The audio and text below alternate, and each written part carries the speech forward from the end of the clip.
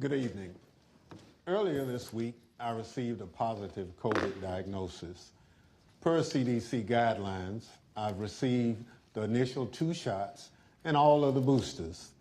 Thus far, I've been blessed to experience very minimal symptoms. Because I'm still quarantined, I cannot participate in person with my colleagues. I've asked our Vice Chair, Ms. Cheney, to preside over this evening's hearing, including maintaining order in the room and swearing in our witnesses. Over the last month and a half, the Select Committee has told the story of a president who did everything in his power to overturn an election. He lied, he bullied, he betrayed his oath. He tried to destroy our democratic institutions.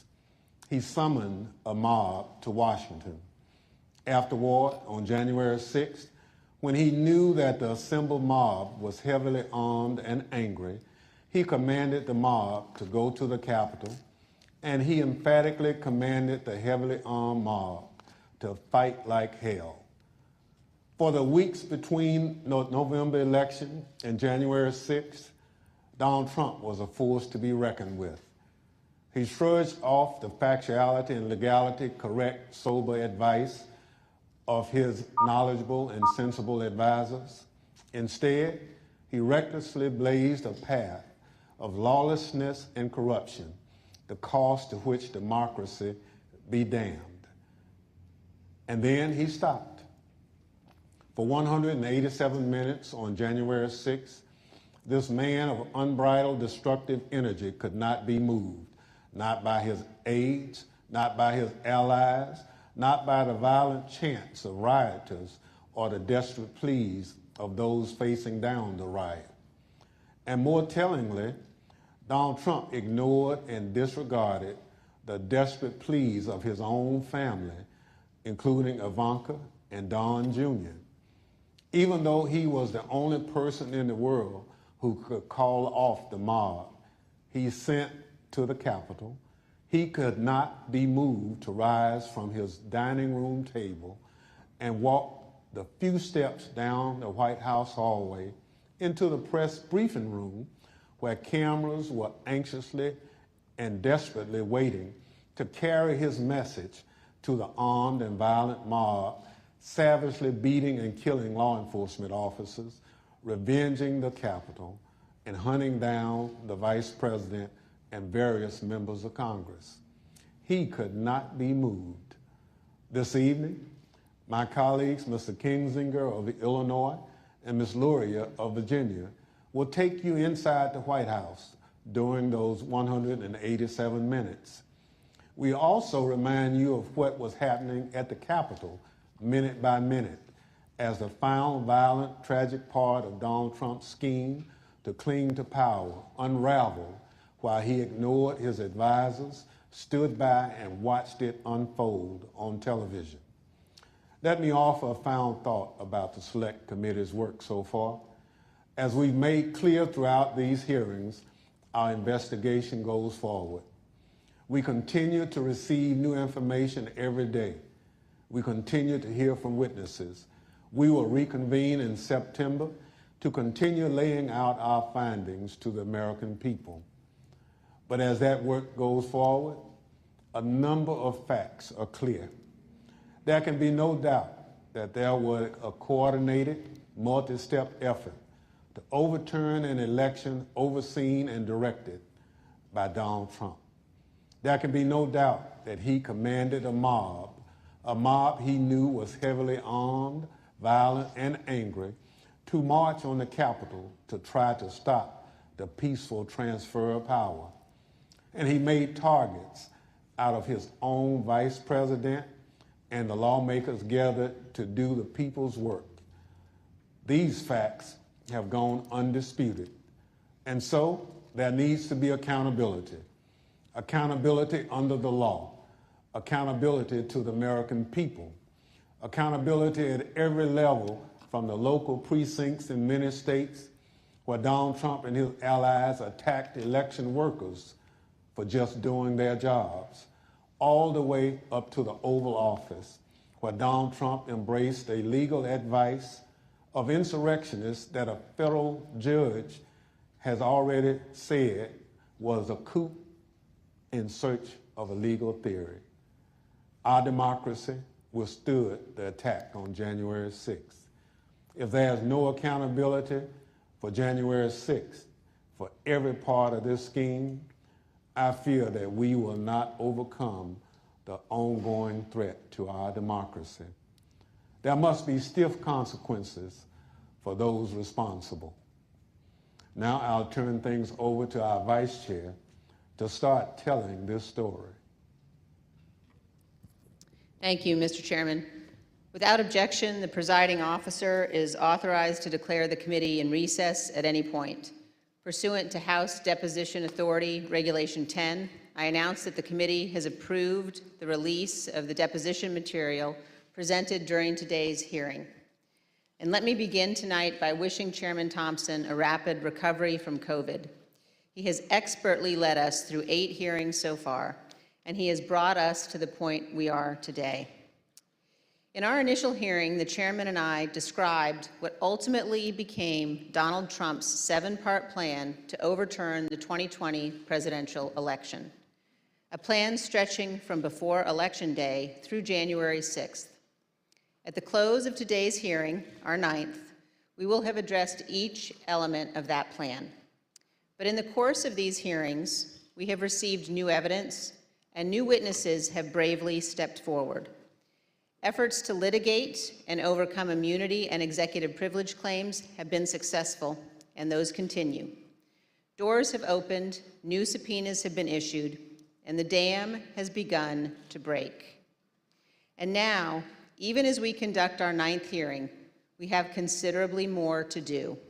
We have far more evidence to share with the American people and more to gather.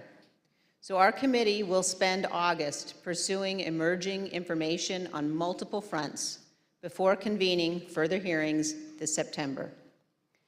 Today, we know far more about the president's plans and actions to overturn the election than almost all members of Congress did when President Trump was impeached on January 13th, 2021, or when he was tried by the Senate in February of that year.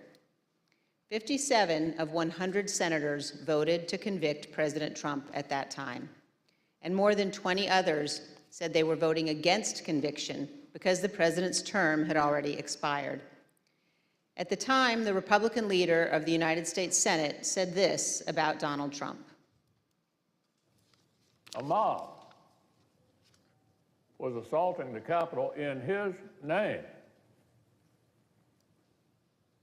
These criminals were carrying his banners, hanging his flags, and screaming their loyalty to him. It was obvious that only President Trump could end this.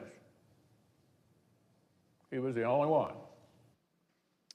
Leader McConnell reached those conclusions based on what he knew then, without any of the much more detailed evidence you will see today. Lawlessness and violence began at the Capitol on January 6, 2021, before 1 p.m., and continued until well after darkness fell. What exactly was our commander-in-chief doing during the hours of violence? Today, we address precisely that issue. Everything you've heard in these hearings thus far will help you understand President Trump's motives during the violence. You already know Donald Trump's goal: to halt or delay Congress's official proceedings to count certified electoral votes. You know that Donald Trump tried to pressure his vice president to illegally reject votes and delay the proceedings. You know he tried to convince state officials and state legislators to flip their electoral votes from Biden to Trump. And you know Donald Trump tried to corrupt our Department of Justice to aid his scheme. But by January 6th, none of that had worked. Only one thing was succeeding on the afternoon of January 6th. Only one thing was achieving President Trump's goal. The angry, armed mob President Trump sent to the Capitol broke through security, invaded the Capitol, and forced the vote counting to stop. That mob was violent and destructive, and many came armed. As you will hear, Secret Service agents protecting the Vice President were exceptionally concerned about his safety and their own. Republican leader Kevin McCarthy was scared, as were others in Congress, even those who themselves helped to provoke the violence. And as you will see today, Donald Trump's own White House counsel, his own White House staff, members of his own family, all implored him to immediately intervene to condemn the violence and instruct his supporters to stand down, leave the Capitol, and disperse. For multiple hours, he would not. Donald Trump would not get on the phone and order the military or law enforcement agencies to help. And for hours, Donald Trump chose not to answer the pleas from Congress, from his own party, and from all across our nation to do what his oath required. He refused to defend our nation and our Constitution. He refused to do what every American president must. In the days after January 6th, almost no one of any political party would defend President Trump's conduct, and no one should do so today. Thank you, and I now recognize the gentlewoman from Virginia. Thank you, Madam Vice Chair. Article 2 of our Constitution requires that the President swear a very specific oath every 4 years. Every President swears or affirms to faithfully execute the office of President of the United States and, to the best of their ability, preserve, protect, and defend the Constitution of the United States. The President also assumes the constitutional duty to take care that our nation's laws be faithfully executed, and is the commander-in-chief of our military. Our hearings have shown the many ways in which President Trump tried to stop the peaceful transfer of power in the days leading up to January 6th. With each step of his plan, he betrayed his oath of office and was derelict in his duty. Tonight, we will further examine President Trump's actions on the day of the attack on the Capitol. Early that afternoon, President Trump instructed tens of thousands of supporters at and near the Ellipse rally, a number of whom he knew were armed with various types of weapons, to march to the Capitol. After telling the crowd to march multiple times, he promised he would be with them and finished his remarks at 1:10 p.m. like this. We're going to walk down, and I'll be there with you. We're going to walk down. We're going to walk down anyone you want, but I think right here we're going to walk down to the Capitol. So let's walk down Pennsylvania Avenue. By this time, the Vice President was in the Capitol. The joint session of Congress to certify Joe Biden's victory was underway, and the Proud Boys and other rioters had stormed through the first barriers and begun the attack. Radio communications from law enforcement informed Secret Service and those in the White House Situation Room of these developments in real time. At the direction of President Trump, thousands more rioters marched from the Ellipse to the Capitol, and they joined the attack. As you will see in great detail tonight, President Trump was being advised by nearly everyone to immediately instruct his supporters to leave the Capitol, disperse, and halt the violence. Virtually everyone told President Trump to condemn the violence in clear and unmistakable terms. And those on Capitol Hill and across the nation begged President Trump to help. But the former president chose not to do what all of those people begged. He refused to tell the mob to leave until 4:17, when he tweeted out a video statement filmed in the Rose Garden, ending with this. So go home. We love you. You're very special. You've seen what happens. You see the way others are treated that are so bad and so evil. I know how you feel. But go home and go home in peace. By that time, 2 pipe bombs had been found at locations near the Capitol, including where the Vice President-elect was conducting a meeting. Hours of hand-to-hand combat had seriously injured scores of law enforcement officers. The Capitol had been invaded, the electoral count had been halted as members were evacuated. Rioters took the floor of the Senate. They rifled through desks and broke into offices, and they nearly caught up to Vice President Pence. Guns were drawn on the House floor, and a rioter was shot attempting to infiltrate the chamber. We know that a number of rioters intended acts of physical violence against specific elected officials. We know virtually all the rioters were motivated by President Trump's rhetoric that the election had been stolen, and they felt they needed to take their country back.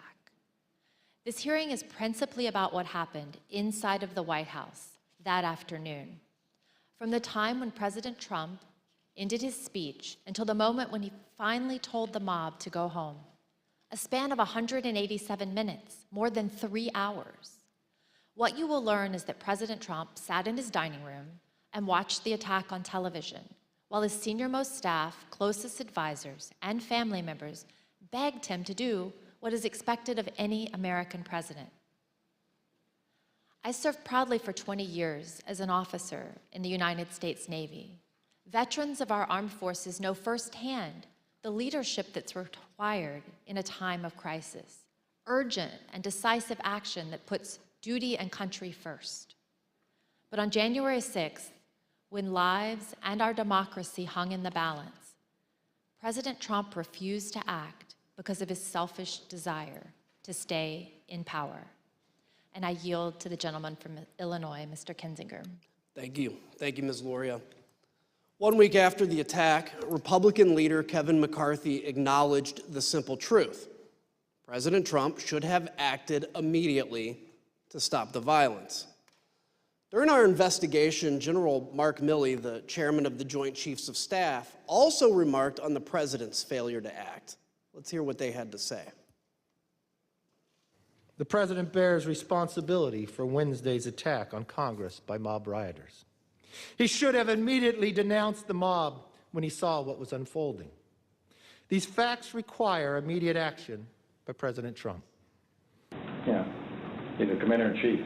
You got an assault going on the Capitol of the United States of America. And there's nothing. No call, nothing, zero. Like my colleague from Virginia, I'm a veteran. I served in the Air Force, and I serve currently in the Air National Guard. I can tell you that General Milley's reaction to President Trump's conduct is 100% correct, and so was Leader McCarthy's. What explains President Trump's behavior? Why did he not take immediate action in a time of crisis? Because President Trump's plan for January 6th was to halt or delay Congress's official proceeding to count the votes. The mob attacked the Capitol the mob attacking the Capitol quickly caused the evacuation of both the House and the Senate. The count ground to an absolute halt and was ultimately delayed for hours. The mob was accomplishing President Trump's purpose, so of course he didn't intervene. Here's what will be clear by the end of this hearing. President Trump did not fail to act during the 187 minutes between leaving the ellipse and telling the mob to go home. He chose not to act. But there were hundreds that day who honored their oaths and put their lives on the line to protect the people inside the Capitol and to safeguard our democracy. Many of them are here tonight with us, and many more are watching from home. As you already know, and we'll see again tonight, their service and sacrifice shines a bright light on President Trump's dishonor and dereliction of duty. I yield to the Vice Chair. Thank you very much, Mr. Kinzinger. I'd like to begin by welcoming our witnesses this evening. Tonight we're joined by Mr. Matthew Pottinger. Mr. Pottinger is a decorated former Marine intelligence officer who served this nation on tours of duty in Afghanistan and Iraq. He served in the Trump White House from the first day of the administration through the early morning hours of January 7th, 2021. The last role in which he served in the White House was as Deputy National Security Advisor to the President of the United States. We're also joined by Sarah Matthews.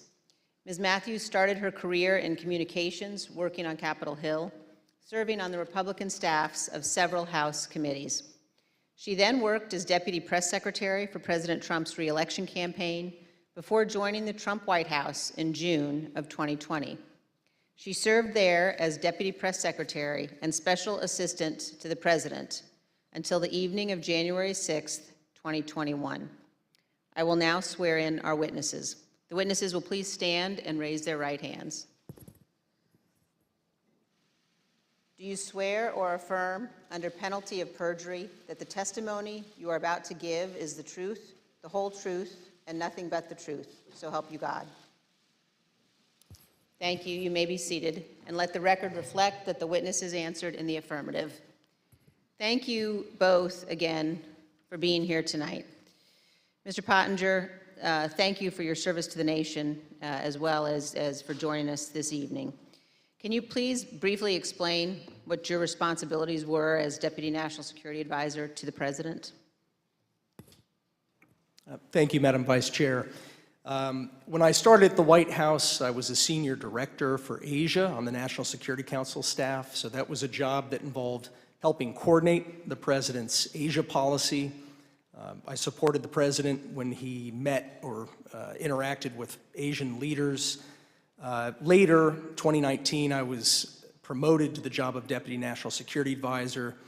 In that role, I was the chairman of the Deputies Committee. That's an NSC meeting of all of the deputy cabinet secretaries. We would settle important matters of national policy related to our national security, and we would also tee up options for the President and for his cabinet members.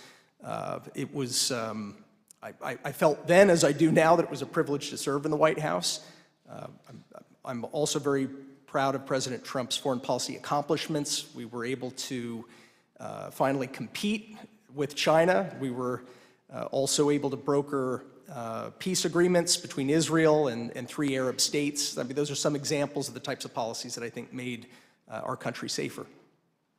Thank you, Mr. Pottinger. And were you in the White House during the attack on the Capitol on January 6th? For most of the day I was in the White House, although when the President was speaking at the rally, I was actually off-site at a scheduled meeting with India's ambassador to the United States. The National Security Council staff was not involved in organizing the security for what was a domestic event, the rally, but I did return to the White House at roughly 2:30 p.m. Thank you, and I know my colleagues will have additional questions for you about that afternoon. Let me turn now to you, Ms. Matthews. How did you come to join President Trump's White House staff? Thank you, Madam Vice Chair. As you outlined, I am a lifelong Republican, and I joined the Trump re-election campaign in June of 2019. I was one of the first communications staffers actually on board for his re-election campaign. And during that time, I traveled all around the country and met Kayleigh McEnany, who was also working on his re-election campaign. I worked there for a year, and I formed a close relationship with Ms. McEnany, and she moved over to the White House in April of 2020 to start as White House press secretary, and she brought over a group of campaign staff with her, and so I joined her over at the White House in June of 2020 to start as her deputy. And were you, Ms. Matthews, at work in the White House on January 6th? Yes, I was working out of the West Wing that day. Thank you. And now I'd like to recognize the gentlewoman from Virginia and the gentleman from Illinois. Thank you, Madam Vice Chair. As you've seen in our prior hearings, President Trump summoned the mob to D.C. on January 6th. Before he went on stage, he knew some of them were armed and prepared for combat. During his speech, he implored them to march to the Capitol, as he had always planned to do. By the time he walked off the stage, his supporters had already breached the outer perimeter of the Capitol at the foot of Capitol Hill. Since our last hearings, we've received new testimony from a security professional working in the White House complex on January 6th, with access to relevant information and responsibility to report to national security officials. This security official told us that the White House was aware of multiple reports of weapons in the crowd that morning.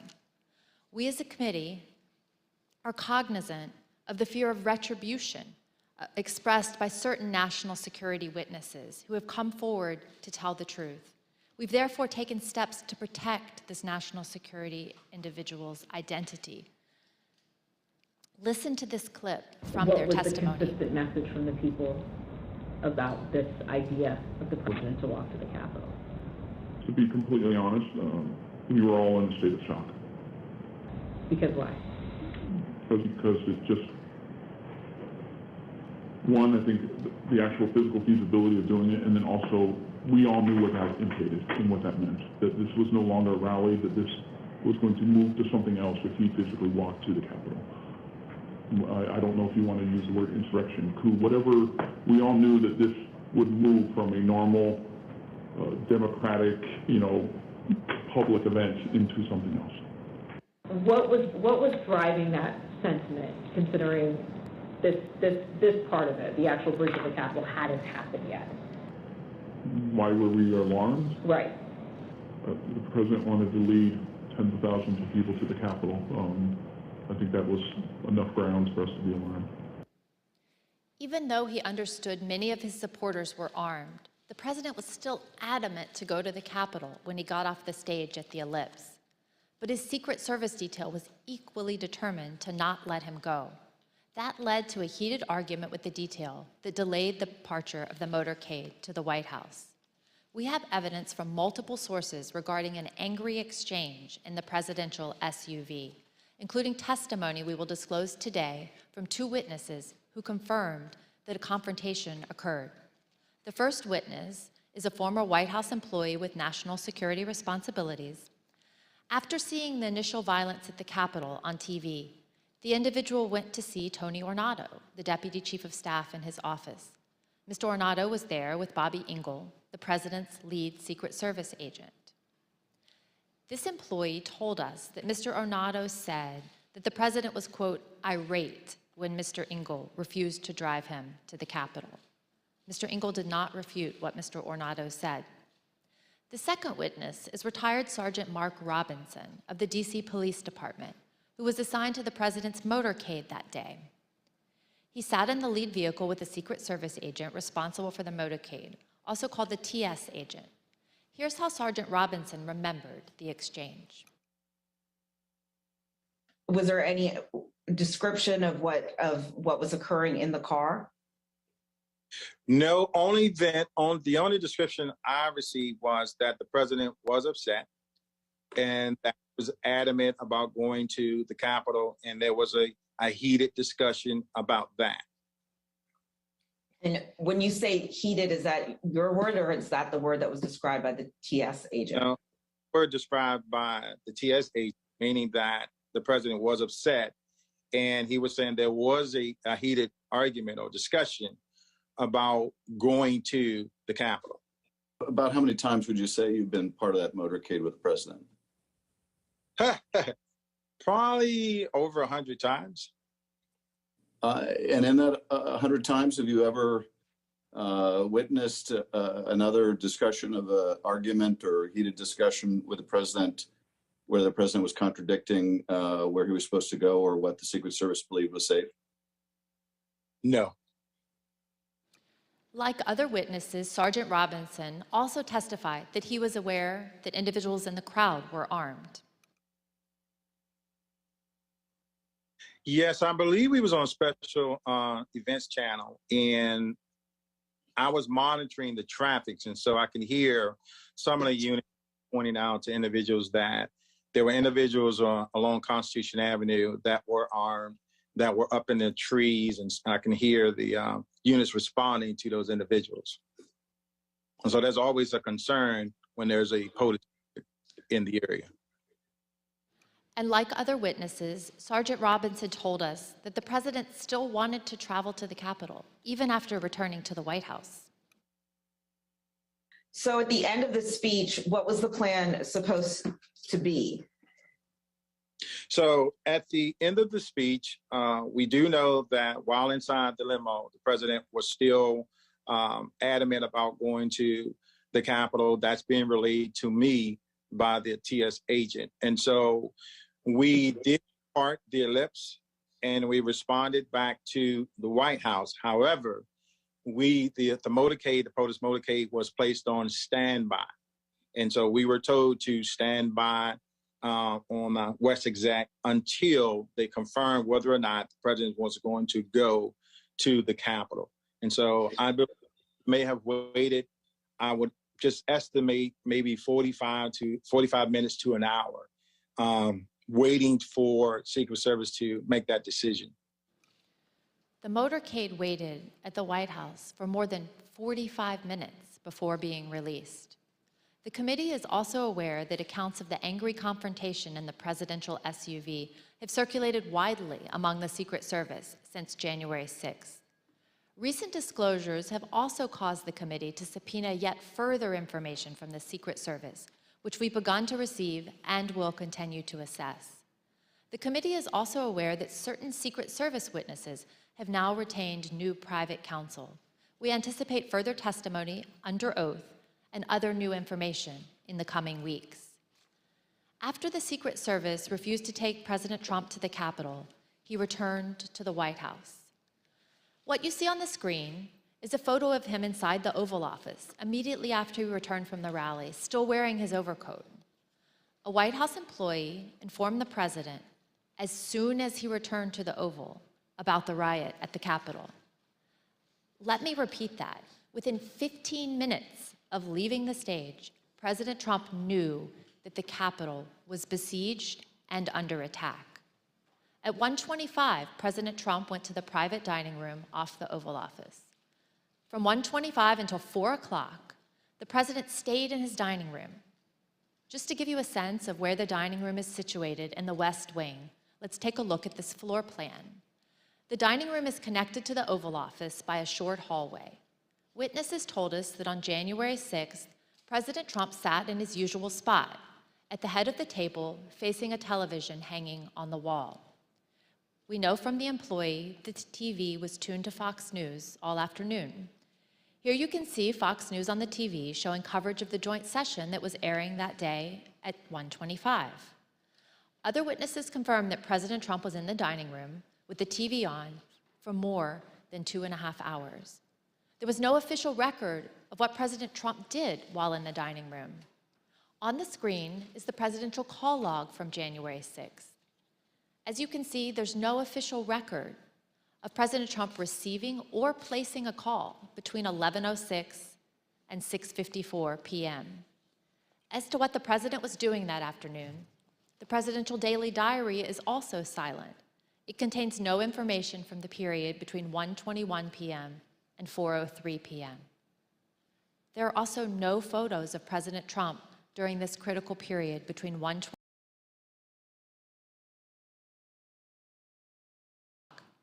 The chief White House photographer wanted to take pictures because it was, in her words, very important for his archives and for history. But she was told, quote, no photographs. Despite the lack of photos or an official record, we've learned what President Trump was doing while he was watching TV in the dining room. But before we get into that, it's important to understand what he never did that day. Let's watch. So are you aware of any phone call by the President of the United States to the Secretary of Defense that day? Not that I'm aware of, no. Are you aware of any phone call by the President of the United States to the Attorney General of the United States that day? No. Are you aware of any phone call by the President of the United States to the Secretary of Homeland Security that day? I'm not aware of that, no. Did you ever hear the President No. ask for the National No. Guard? Did you ever hear the President ask for law enforcement response? No. So as somebody who works in the national security space and with the National Security Council, if there were going to be troops present or called up for a rally in Washington, D.C., for example, is that something that you would have been aware of? Yeah, I would have. Do you know if he asked anybody to reach out to any of those that we just listed off? National Guard, DOD, FBI, Homeland Security, Secret Service, Mayor Bowser, the Capitol Police, about the situation in the Capitol?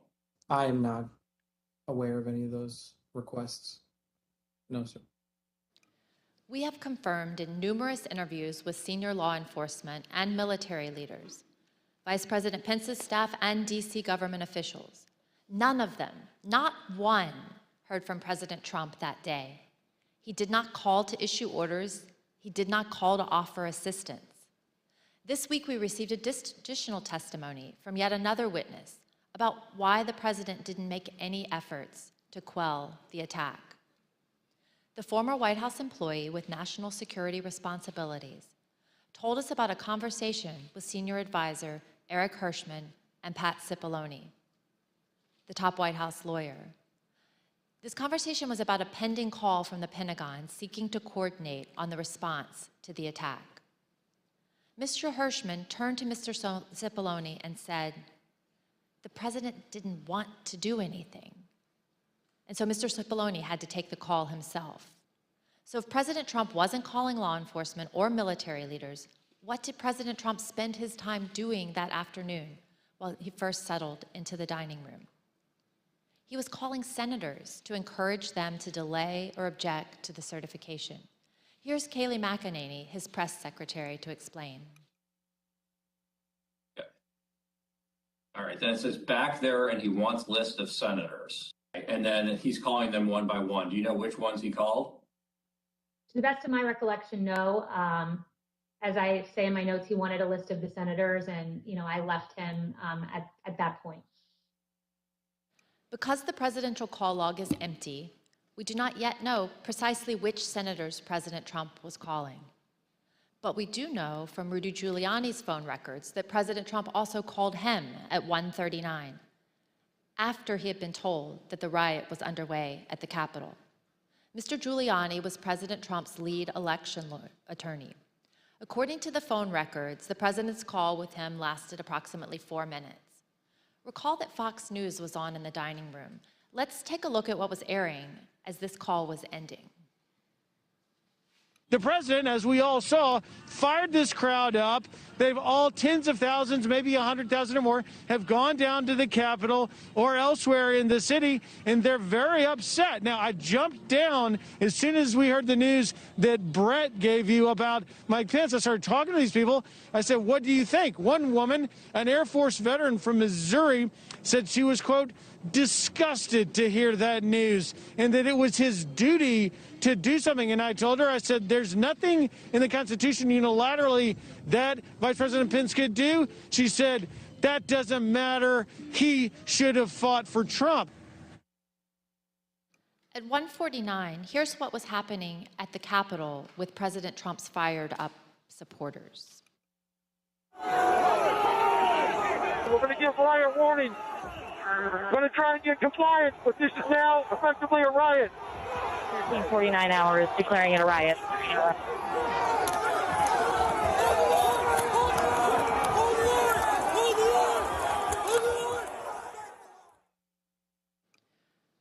What did President Trump do at 1:49 as the DC police at the same time were declaring a riot at the Capitol? As you can see on the screen, he tweeted out a link to the recording of his ellipse speech. This was the same speech in which he knowingly sent an armed mob to the Capitol, but President Trump made no comment about the lawlessness and the violence. I yield to the gentleman from Illinois. The next action President Trump took was to tweet at 2:24 p.m. What happened during the 35 minutes between his last tweet at 1:49 and 2:24? His staff repeatedly came into the room to see him and plead that he make a strong public statement condemning the violence and instructing the mob to leave the Capitol. He did not relent until after 4 o'clock when he went out to go to the Rose Garden to film his now infamous go home message. Pat Cipollone was a top White House lawyer. Here's what he told us about his reaction to seeing the violence and his advice throughout the afternoon. When did you first realize that there was actual violence or rioting? I first realized that it may have been on television, or it may have been Tony, or it may have been Bill, but I found out that people were you know, they weren't in the Capitol yet, but they were, you know, and then I started watching it and, you know, then I was aware. What specifically did you think needed to be done? I think I was pretty clear there needed to be an immediate and forceful response statement, public statement that people need to leave the Capitol now. My question is exactly that. That it sounds like you, from the very onset of violence at the Capitol, right around 2 o'clock, were pushing for a strong statement that people should leave the Capitol. Is that right? I was, and others were as well. Pat, you said that you expressed your opinion forcefully. Could you tell us exactly how you did that? Yeah, I can't, don't have, you know, I have to, on the privilege issue, I can't talk about conversations with the president, but I can generically say that I said, you know, people need to be told, there needs to be a public announcement fast that they need to leave the Capitol. And Pat, could you let us know approximately when you said that? Approximately when? Almost immediately after I found out people were getting into the Capitol or approaching the Capitol in a way that was violent. Do you remember any discussion with Mark Meadows with respect to his view that the president didn't want to do anything, was somehow resistant to wanting to say something along the lines that you suggest? And it's not just to be clear, many people suggested it. Yeah. Not just me, many people felt the same way. I'm sure I had conversations with Mark about this during the course of the day and expressed my opinion very forcefully that this needs to be done. So your advice was tell people to leave the Capitol, and it took over 2 hours when there were subsequent statements made, tweets put forth that in your view were insufficient. Did you continue, Mr. Cipollone, throughout the period of time up until 4/17, continue, you and others, to push for a stronger statement? Yes. Were you joined in that effort by Ivanka Trump? Yes. By Eric Hirschman? Yes. By Mark Meadows? Yes. White House counsel's office wanted there to be a strong statement out to condemn the rioters. I'm confident in that. I'm confident that Ivanka Trump wanted there to be a strong statement to condemn the rioters. I don't know the private conversation she had with Mr. Trump, but I remember when she came to the office one time with White House counsel's office, when she came to the chief of staff's office with White House counsel's office, she was talking about the speech later that day and trying to get her dad on board with saying something that was more direct than he had wanted to at the time and throughout the afternoon. And I think Mark also I remember him getting Ivanka involved because it's like, get Ivanka down here because he thought that would be important.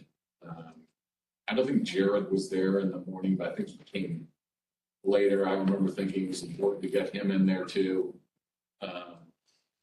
And of course, Pat Philbin, you know, was expressing the same things. I mean, Pat Philbin, you know, was very, as I said, I don't think there was one of these meetings where there might have been, but for the most part, I remember the both of us going down together, going back, getting on phone calls. He was also very clearly expressing this view. Pat Cipollone and Cassidy Hutchinson, an aide to Chief of Staff Mark Meadows, also told us about the Hang Mike Pence chants. As you will see, Mr. Cipollone recalled conversations about those chants in the West Wing, but he relied on executive privilege to maintain confidentiality over his and others' direct communications with the president. Although Mr. Cipollone was unwilling to provide more detail, Ms. Hutchison provided more explicit information, filling in those blanks. See that for yourself. It wasn't until Mark hung up the phone, handed it back to me. I went back to my desk. A couple minutes later, him and Pat came back, possibly Eric Hirschman too. I'm pretty sure Eric Hirschman was there. But I'm confident it was Pat that was there. I remember Pat saying something to the effect of, Mark, we need to do something more. They're literally calling for the vice president to be effing hung. And Mark had responded something to the effect of, "You heard him, Pat. He thinks Mike deserves it. He doesn't think they're doing anything wrong." To which Pat said something, "This is effing crazy. We need to be doing something more." Briefly stepped into Mark's office. Do you remember any discussion at any point during the day about rioters at the Capitol chanting "Hang Mike Pence"? Yes, I remember hearing that about that. Yes. Yeah. I don't know if I observed that myself on TV. I'm just curious. I understand the privilege line you've drawn, but do you remember what you can share with us about the discussion about those chants, the "Hang Mike Pence" chants?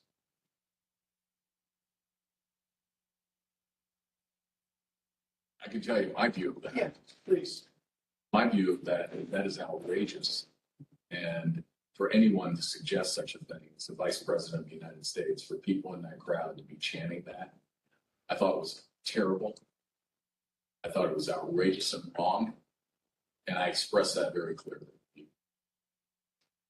With respect to your conversations with Mr. Meadows, though, did you specifically raise a concern of the Vice President with him, and how did he respond?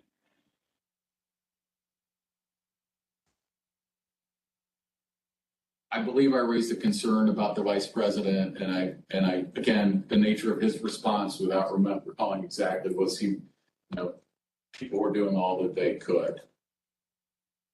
And what about the President? Did he indicate whether he thought the President was doing what needed to be done to protect the Vice President?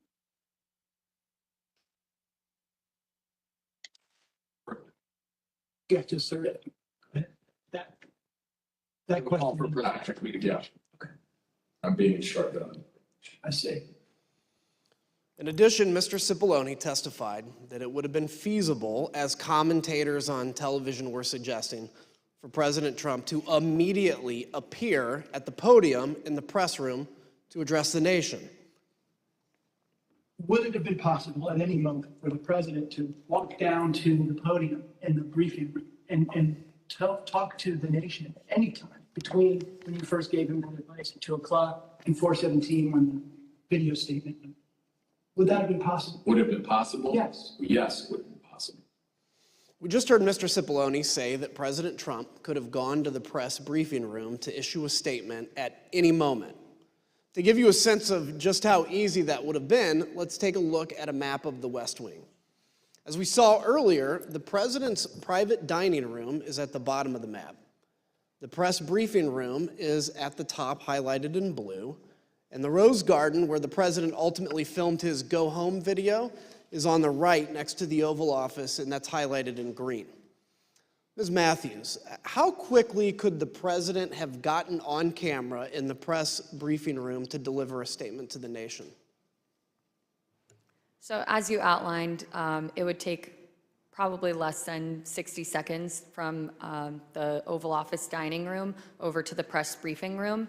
And for folks that might not know, the briefing room is the room that you see the White House press secretary do briefings from, with the podium and the blue backdrop. And there's a camera that is on in there at all times. And so if the president had wanted to make a statement and address the American people, he could have been on camera almost instantly.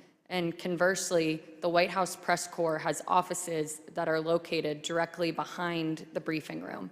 And so if he had wanted to make an address from the Oval Office, we could have assembled the White House press corps probably in a matter of minutes to get them into the Oval for him to do an on-camera address.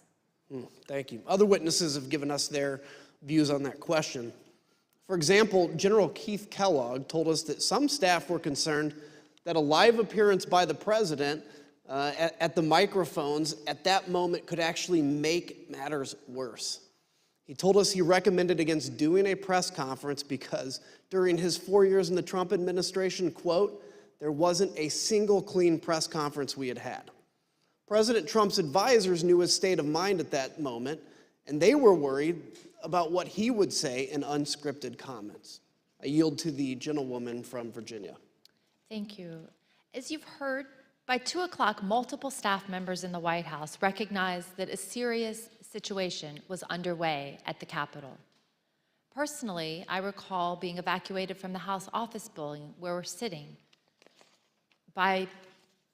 before this time. And it was due to the discovery of 2 pipe bombs in nearby buildings.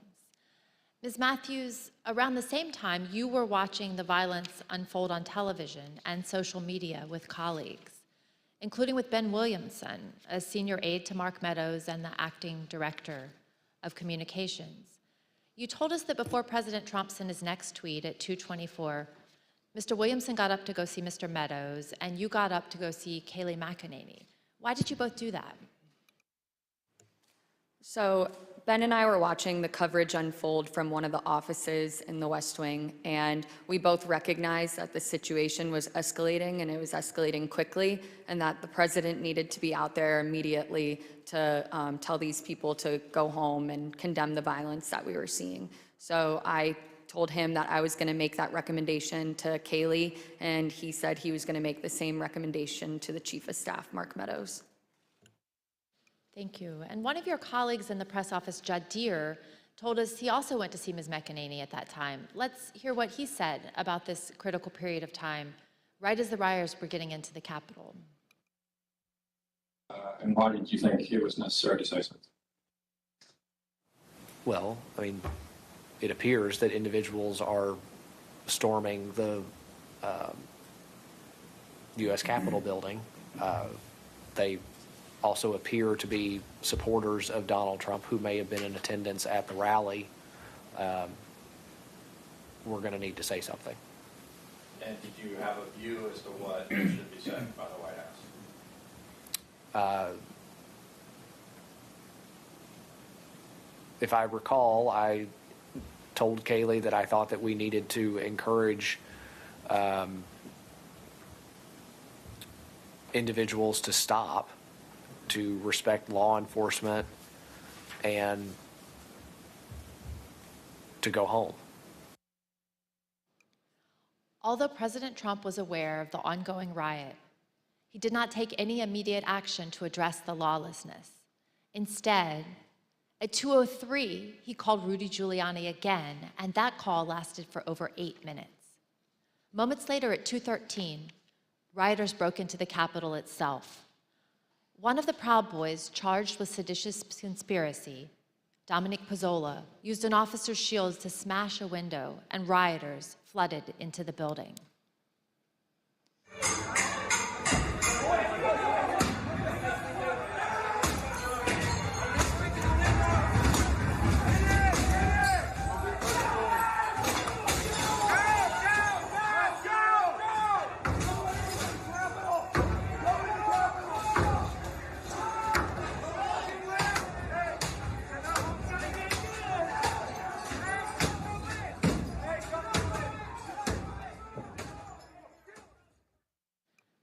As rioters were entering the building, the Secret Service held Vice President Pence in his office right off the Senate chamber for 13 minutes as they worked to clear a safe path to a secure location.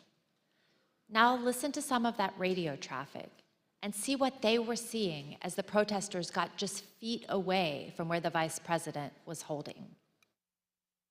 Hold! Hold! They got through the building! Hold! Open that door up. If we're moving, we need to move now. Copy. If we lose any more time, we may lose the ability to leave. So if we're going to leave, we need to do it now. They've gained access to the second floor, and I've got public about 5 feet from me down here below. Okay, copy. They are on the second floor, moving in now. We may want to consider getting out and leaving now. Copy. Will we encounter the people once we make our way? Repeat. Encounter any individuals if we made our way to the. There's 6 officers between us and the people that are 5 to 10 feet away from me. Stand by. I'm going down to evaluate. Go ahead. We have a clear shot if we move quickly.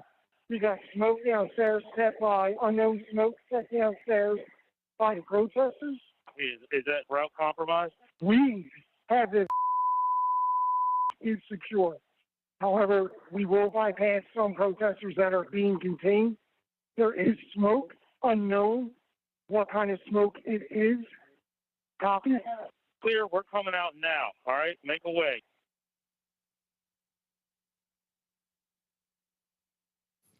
The President's National Security Council staff was listening to these developments and tracking them in real time. On the screen, you can see excerpts from the chat logs among the President's National Security Council staff. At 2:13, the staff learned that the rioters were kicking in the windows at the Capitol. 3 minutes later, the staff said the Vice President was being pulled, which meant agents evacuated him from the Senate floor. At 2:24, the staff noted that the Secret Service agents at the Capitol did not, quote, sound good right now.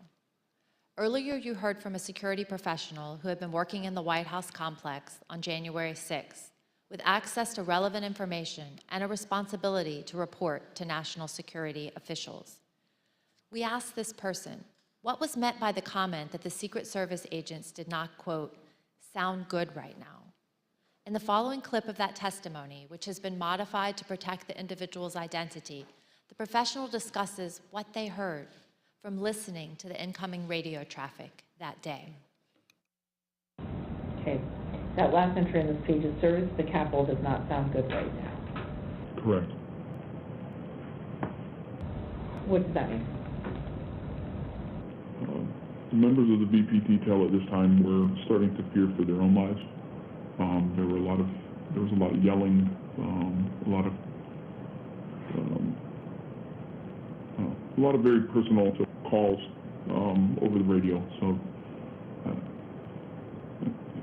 it was disturbing. I don't like talking about it, but there were calls to say goodbye to family members, so on and so forth. It was getting, for whatever the reason was on the ground, the VP detail thought that this was about to get very ugly.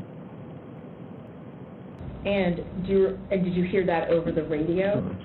Okay. What was the response by the agents, Secret Service agents who were there? Everybody kept saying, you know, at that point it was just reassurances, or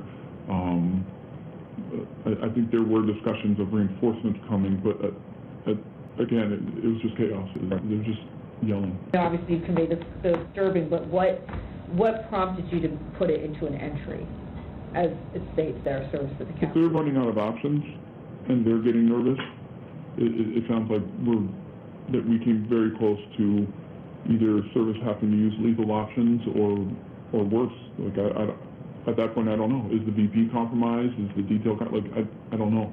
Like, we didn't have visibility, but it doesn't. If they're screaming and saying things like say goodbye to the family, like, the floor needs to know this is going to a whole nother level soon. As this next video shows, the rioters' anger was focused primarily on Vice President Mike Pence. This woman comes up to the side of us and she says, Pence folded. So it was kind of like, okay, well, in my mind, I was thinking, well, that's it, you know. Well, my son-in-law looks at me and he says, I want to go in. What percentage of the crowd is going to the Capitol? 100%. It is spread like wildfire that Pence has betrayed us and everybody's marching on the Capitol, all million of us. It's insane. Not stick up for Donald Trump. Mike Pence traitor. Mike Pence has screwed us, in case you haven't heard yet. What happened? What happened? I keep hearing that Mike Pence has screwed us. That's the word. I keep hearing reports that Mike Pence has screwed us. Did people appear angry as you were walking to the Capitol? Yeah, a lot of people seem like they're very upset. Tell us some of the things they were saying, if you recall. Oh, they were saying all types. You know, people were screaming all types of stuff. They were mad that Vice President Pence was going to accept the electorals. I mean, it was a little. If you could think it up, you were hearing it. I believe that Vice President Pence was going to certify the electoral votes or not certify them, but I guess that's just changed, correct? And it's a very big disappointment. I think there's several 100,000 people here that are very disappointed. President Trump did not try to calm his thousands of disappointed supporters. Instead, at almost the same moment violence was getting completely out of hand, Donald Trump sent his 224 tweet.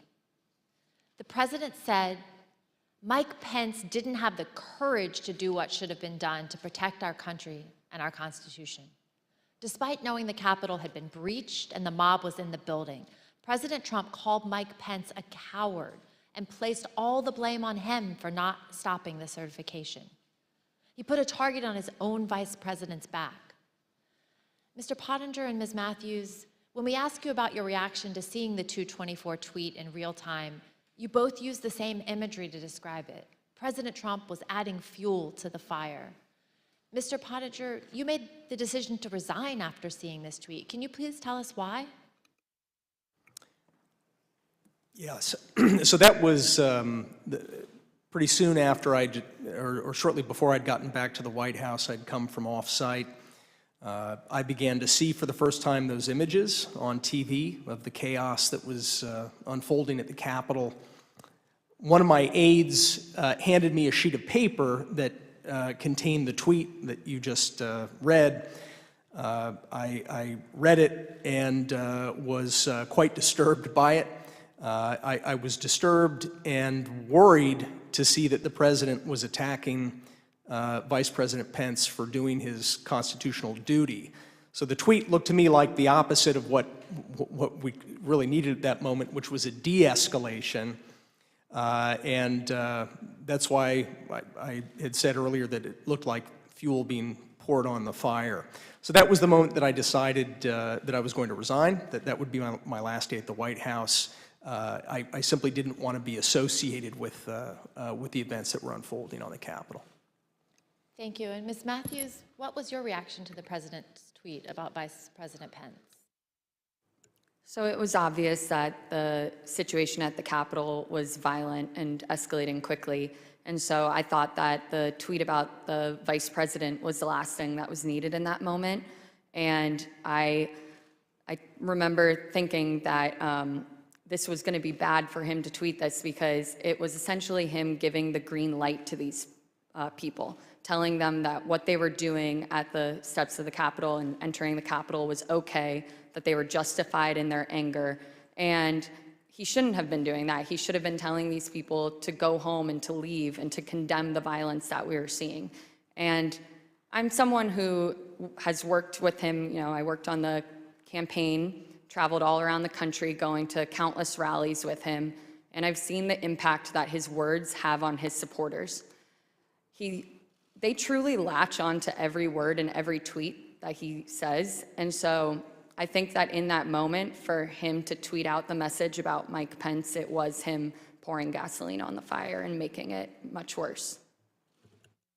Thank you both. And let's watch what others also told us about their reactions to this tweet. I don't remember when exactly I heard about that tweet, but my reaction to it is that's a terrible tweet, and I disagreed with the sentiment, and I thought it was wrong. What was your reaction when you saw that tweet? Extremely unhelpful. Why?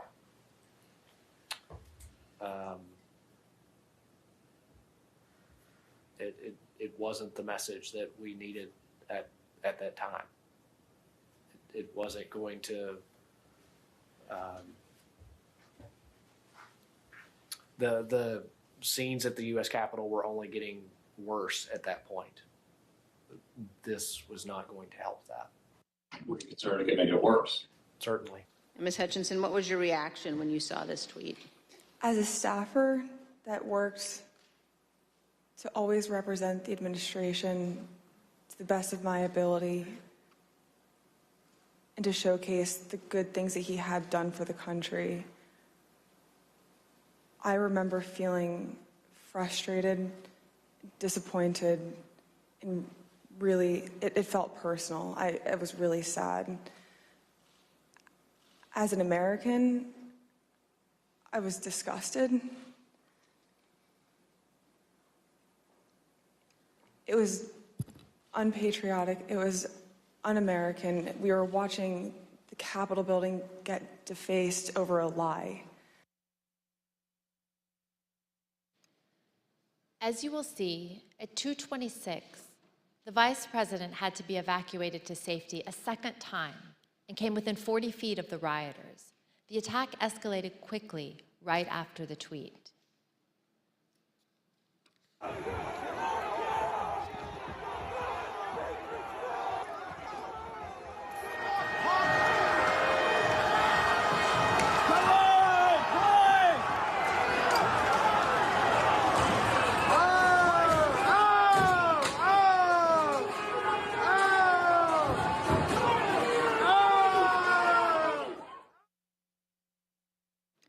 During this chaos, what did President Trump do at that point? He went back to calling senators to try to further delay the electoral count. While the vice president was being evacuated from the Senate, President Trump called Senator Tommy Tuberville, one of his strongest supporters in the Senate. As Senator Tuberville later recalled, he had to end the call so that he could evacuate the Senate chamber himself. Let's listen. He didn't call my phone, called somebody else, and they handed it to me. And I basically told him, I said, Mr. President, we're not doing much work here right now because they just took our vice president out. And matter of fact, I'm going to have to hang up on you. I've got to leave. Senator Josh Hawley also had to flee. Earlier that afternoon, before the joint session started, he walked across the east front of the Capitol. As you can see in this photo, he raised his fist in solidarity with the protesters already amassing at the security gates. We spoke with a Capitol police officer who was out there at the time. She told us that Senator Hawley's gesture riled up the crowd, and it bothered her greatly because he was doing it in a safe space, protected by the officers and the barriers. Later that day, Senator Hawley fled after those protesters he helped to rile up stormed the Capitol. See for yourself.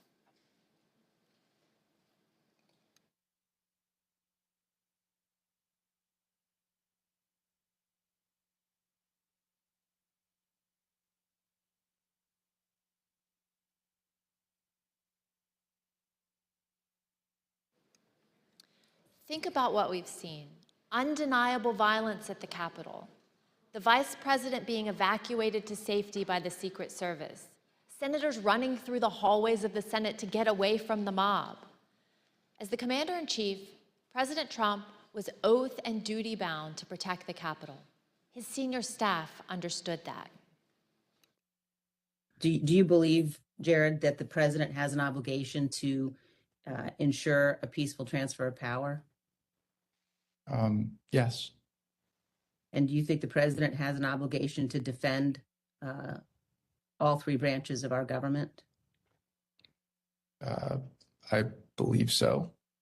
And I assume you also would agree the president has a particular obligation to take care that the laws be faithfully executed. That is one of the president's obligations, correct? No, I mean, I asked what his duty is. Well, I mean, there's a constitutional duty. What he has, he's the commander-in-chief, and that was that was my biggest issue with him as national security advisor. Rather than uphold his duty to the Constitution, President Trump allowed the mob to achieve the delay that he hoped would keep him in power. I reserve. The gentlewoman reserves. I request that those in the hearing room remain seated until the Capitol Police have escorted members and witnesses from the room. I now declare the committee in recess for a period of approximately 10 minutes.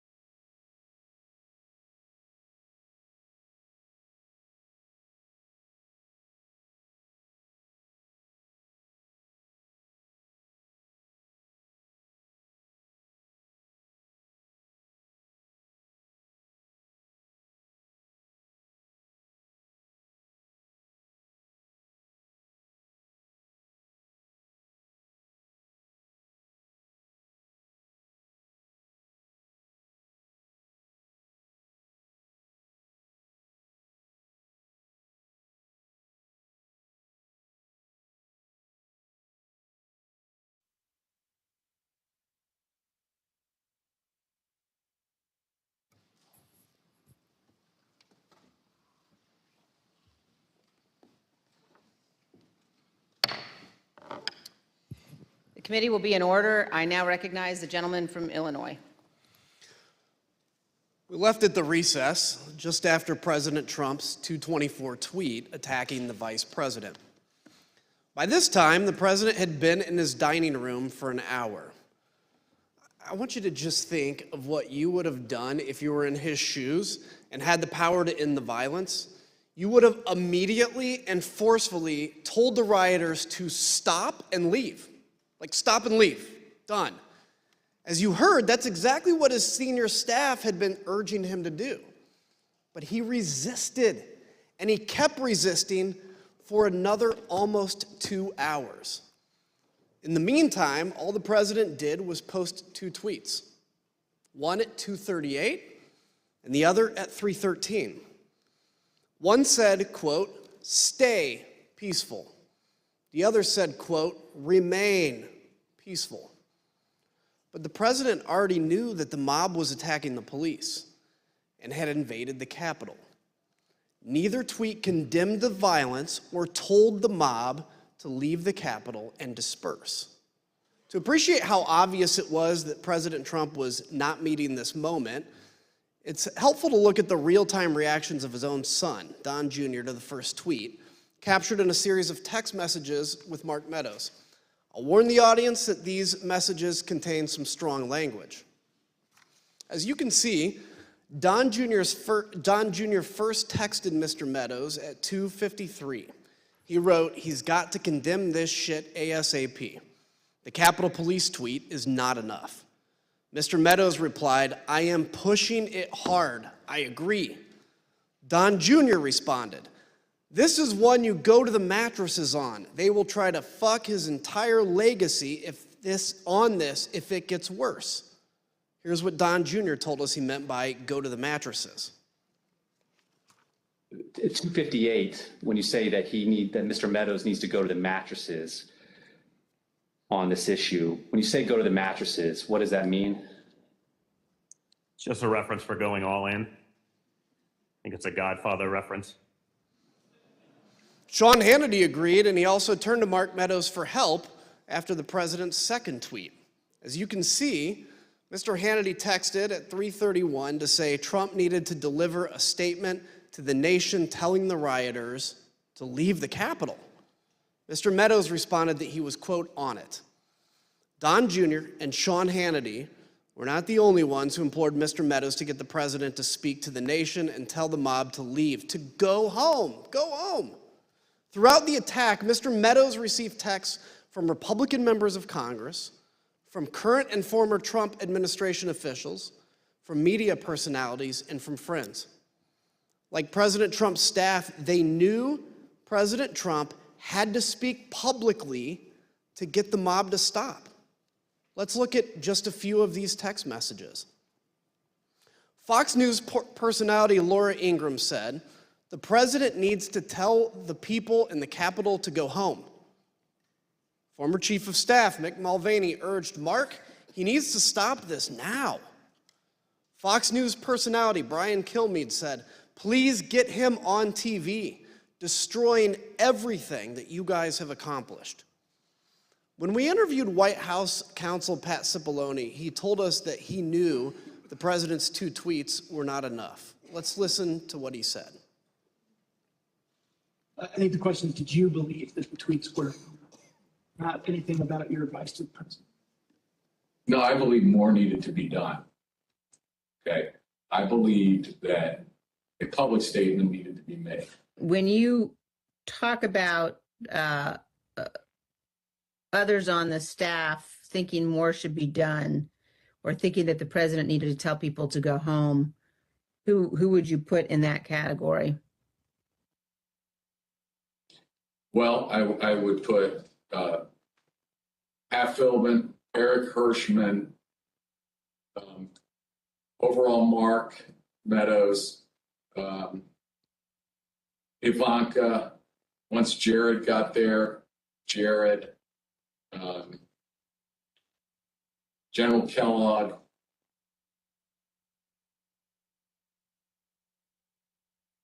I'm probably missing some, but those Kaylee, I think, was there, but I don't Dan Scavino. And who on the staff did not want people to leave the Capitol? On the staff? In the White House, how about? I can't think of anybody, on that day who didn't want people to get out of the Capitol once particularly once the violence started. No. I mean,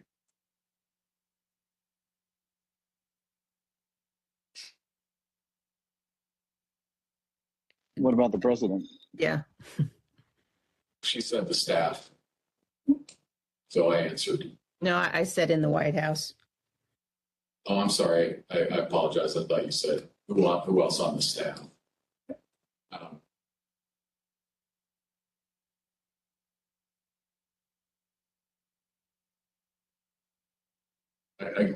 I can't reveal communications, but obviously I think, yeah.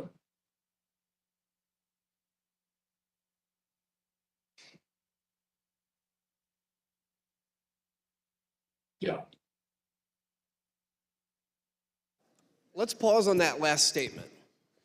Although Pat Cipollone is being careful about executive privilege, there really is no ambiguity about what he said. Almost everybody wanted President Trump to instruct the mob to disperse. President Trump refused. To understand how inadequate the president's tweets were, let's examine his 238 tweet in more detail. For context, here's what was happening at that time.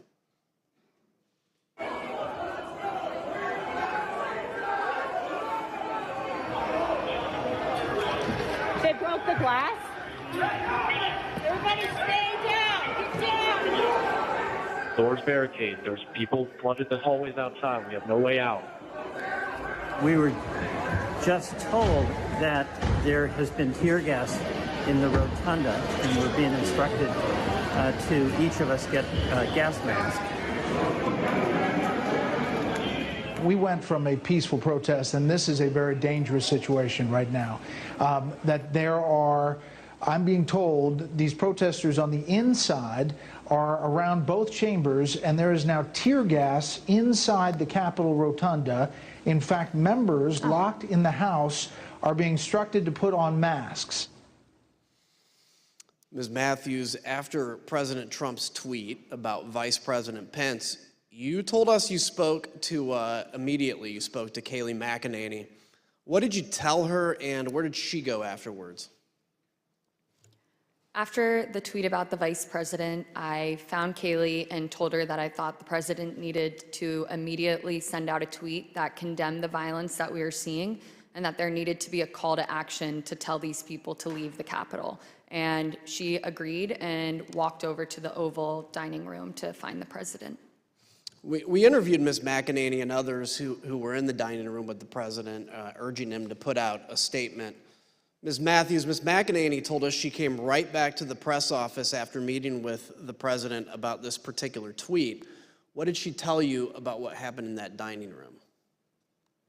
When she got back, she told me that a tweet had been sent out, and I told her that I thought the tweet did not go far enough, that I thought there needed to be a call to action and he needed to condemn the violence. And we were in a room full of people, but people weren't paying attention, and so she looked directly at me and in a hushed tone shared with me that the president did not want to include any sort of mention of peace in that tweet, and that it took some convincing on their part, those who were in the room. And she said that there was a back and forth going over different phrases to find something that he was comfortable with, and it wasn't until Ivanka Trump suggested the phrase, "stay peaceful," that he finally agreed to include it. The president resisted writing "stay peaceful" in a tweet. He told Mark Meadows that the rioters were doing what they should be doing, and the rioters understood they were doing what President Trump wanted them to do. President Trump's message was heard clearly by Stop the Steal organizer Ali Alexander. At 2:38, he told another organizer, quote, "POTUS is not ignorant of what his words would do." Rioters storming the Capitol also heard President Trump's message. In this video, you'll see surveillance footage from the rotunda that shows a group of Oath Keepers, including Jessica Watkins, who's been charged with seditious conspiracy. You'll hear her walkie-talkie communications with others as they share intelligence and communicate about President Trump's 238 tweet in real time. Again, we warn the audience that this clip also contains strong language. CNN just said that they evacuated all members of Congress into a safety room. There's no safe place in the United States for any of these motherfuckers right now, let me tell you. I hope they understand that we are not joking around. Military Principle 105. Military Principle 105. Cave means grave. Trump just tweeted, "Please support our Capitol Police. They are on our side. Do not harm them." That's saying a lot by what he didn't say. He didn't say not to do anything to the congressman. Well, he did not ask them to stand down. He just said, stand by the Capitol Police. They are on our side and they are good people. So it's getting real down there. I got it on TV and it's looking pretty friggin' radical to me. CNN said that Trump has egged this on, that he is egging it on, and that he is watching the country burn 2 weeks before he leaves office. He is not leaving office. I don't give a shit what they say. We are in the mezzanine. We are in the main dome right now. We are rocking it. They're throwing grenades. They're freaking shooting people with paintballs, but we're in here. Be safe, be safe. God bless and Godspeed and keep going. Get it, Jess. Do your shit. This is what we fucking lived up for.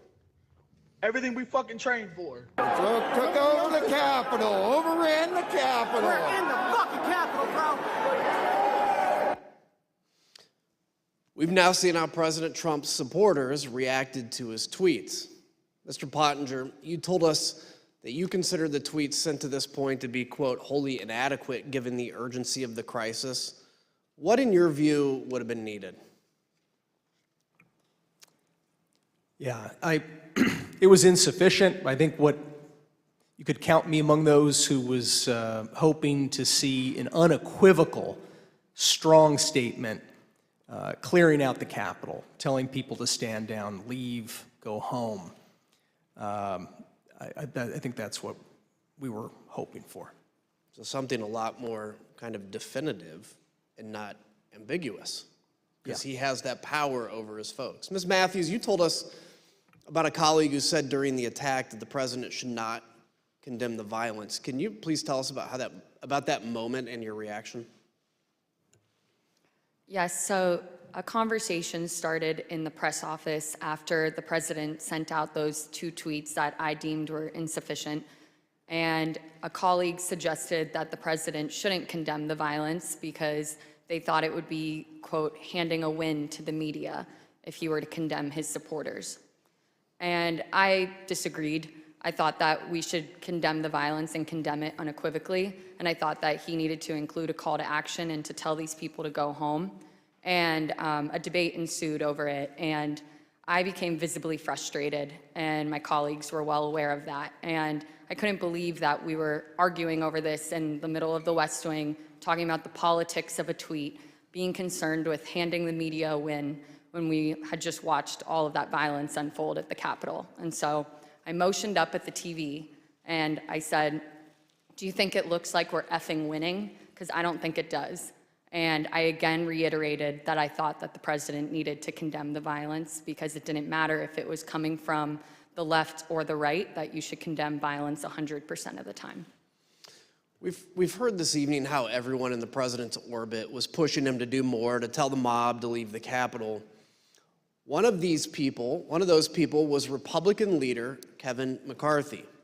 He managed to get the president on the phone and told him to call off his supporters. As you will hear, the president refused, and so Leader McCarthy reached out for help to Ivanka Trump, who was at the White House, and Jared Kushner, who that afternoon had just arrived back on a flight from the Middle East. So at some point in the afternoon, Mr. McCarthy placed a phone call to Mr. Scavino's desk line, and it was transferred to the president. Is that correct? That's generally what I recall. Okay. Were you involved in transferring that call? Yes. Okay. Where was the president at the time that he took that call? He was in the dining room. Would you personally reach out to the president for more support? I've already talked to the president. I called him. I think we need to make a statement, make sure that we can calm individuals down. Did Mr. McCarthy indicate that he had been in touch with President Trump? He indicated that he had had some conversation. I don't recall whether it was with the president or with somebody at the White House, but I think he'd expressed frustration that not taking the circumstances seriously as they should in that moment. You know, I asked Kevin McCarthy, who's the Republican leader, about this, and he said he called Donald. He finally got through to Donald Trump, and he said, "You have got to get on TV. You've got to get on Twitter. You've got to call these people off." You know what the president said to him? This is as it's happening. He said, "Well, Kevin, these aren't my people. You know, these are Antifa." And Kevin responded and said, "No, they're your people. They literally just came through my office windows, and my staff are running for cover. I mean, they're running for their lives. You need to call them off." And the president's response to Kevin, to me, was chilling.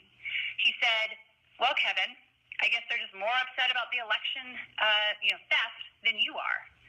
And that's, you've seen widespread reports of Kevin McCarthy and the president having basically a swearing conversation. That's when the swearing commenced, because the president was basically saying, I'm okay with this.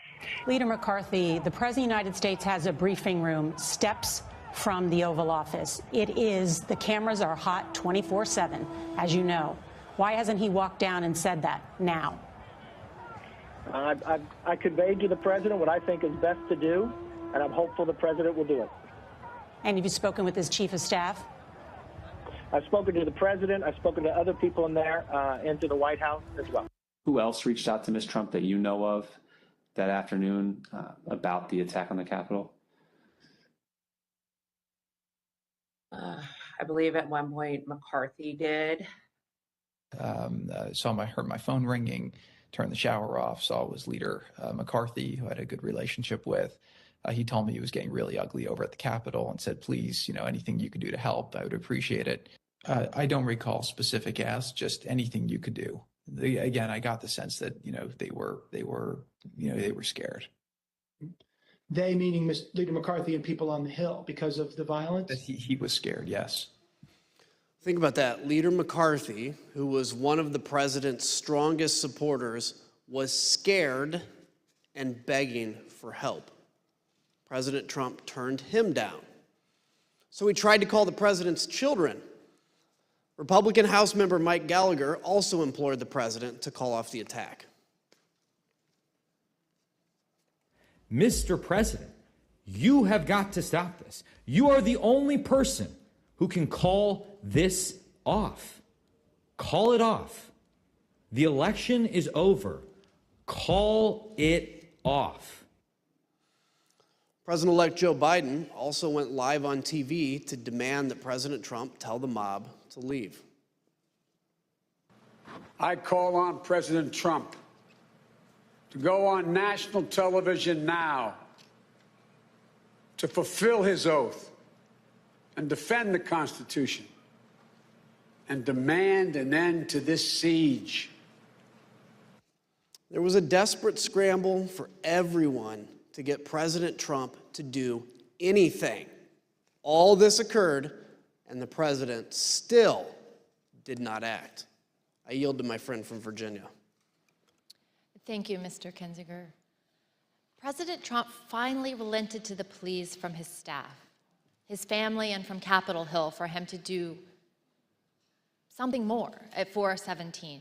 187 minutes, more than 3 hours after he stopped speaking at the ellipse. After he stopped speaking to a mob that he had sent armed to the Capitol. That's when he tweeted a video telling the rioters to go home, while also telling them that they were special and that he loved them. By that time, although, the violence was far from over. Law enforcement had started to turn the tide. Reinforcements were on the way, and elected officials were in secure locations. The writing was already on the wall. The rioters would not succeed. Here's what was showing on Fox News, the channel the president was watching all afternoon. Back to Brett Baer with more information now. Brett, what do you have? Our Pentagon team, Jen Griffin, Lucas Tomlinson, confirming the Defense Department has now mobilized the entire D.C. National Guard, 1,800 troops. Take several hours, as I was mentioning before, to get them up and running. The Army Secretary Ron McCarthy is setting up a headquarters at the FBI. You just heard from David Spunt that the FBI is also sending troops to the Capitol. It's no coincidence, then, that President Trump finally gave in and went out to the Rose Garden at 4:03. His staff had prepared a script for him to read, but he refused to use it. As you can see on the screen, you can see the script is stamped "President has seen."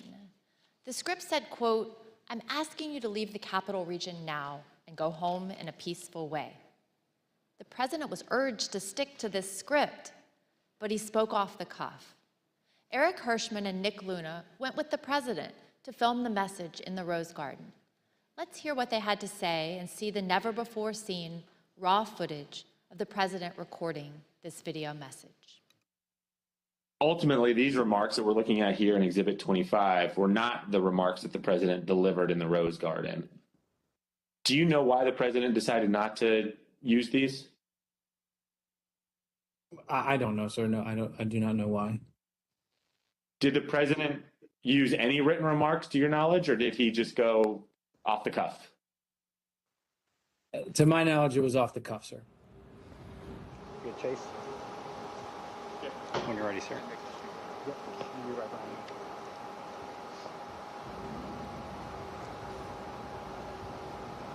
You tell me when. When you're ready, sir.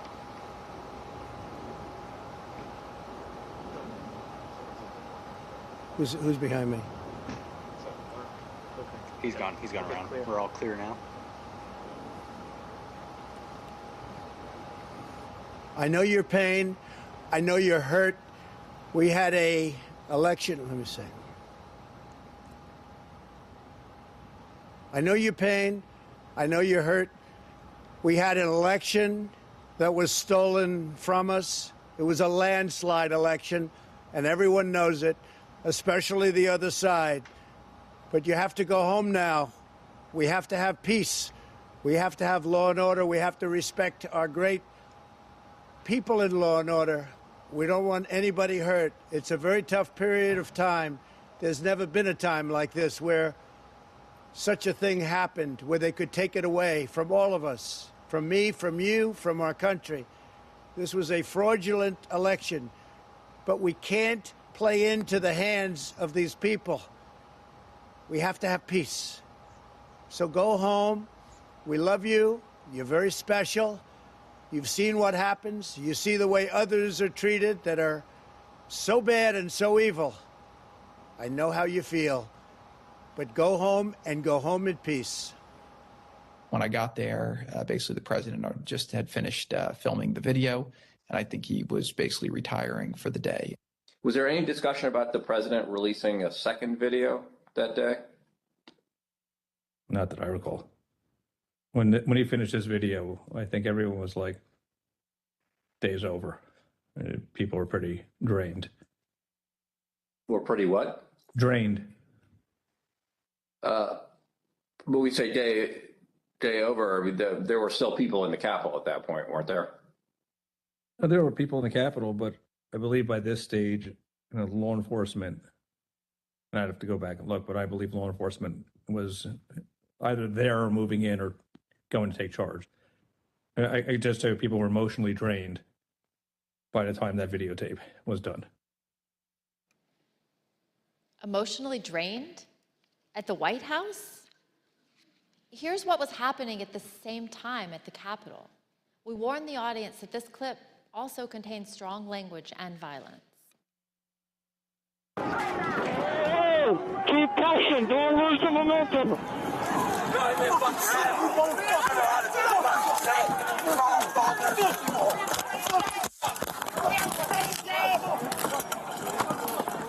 You got another officer officer unconscious. The terrorist. What terrorist? Everybody, we need gas masks. We need weapons. We need strong, angry patriots to help our boys. They don't want to leave.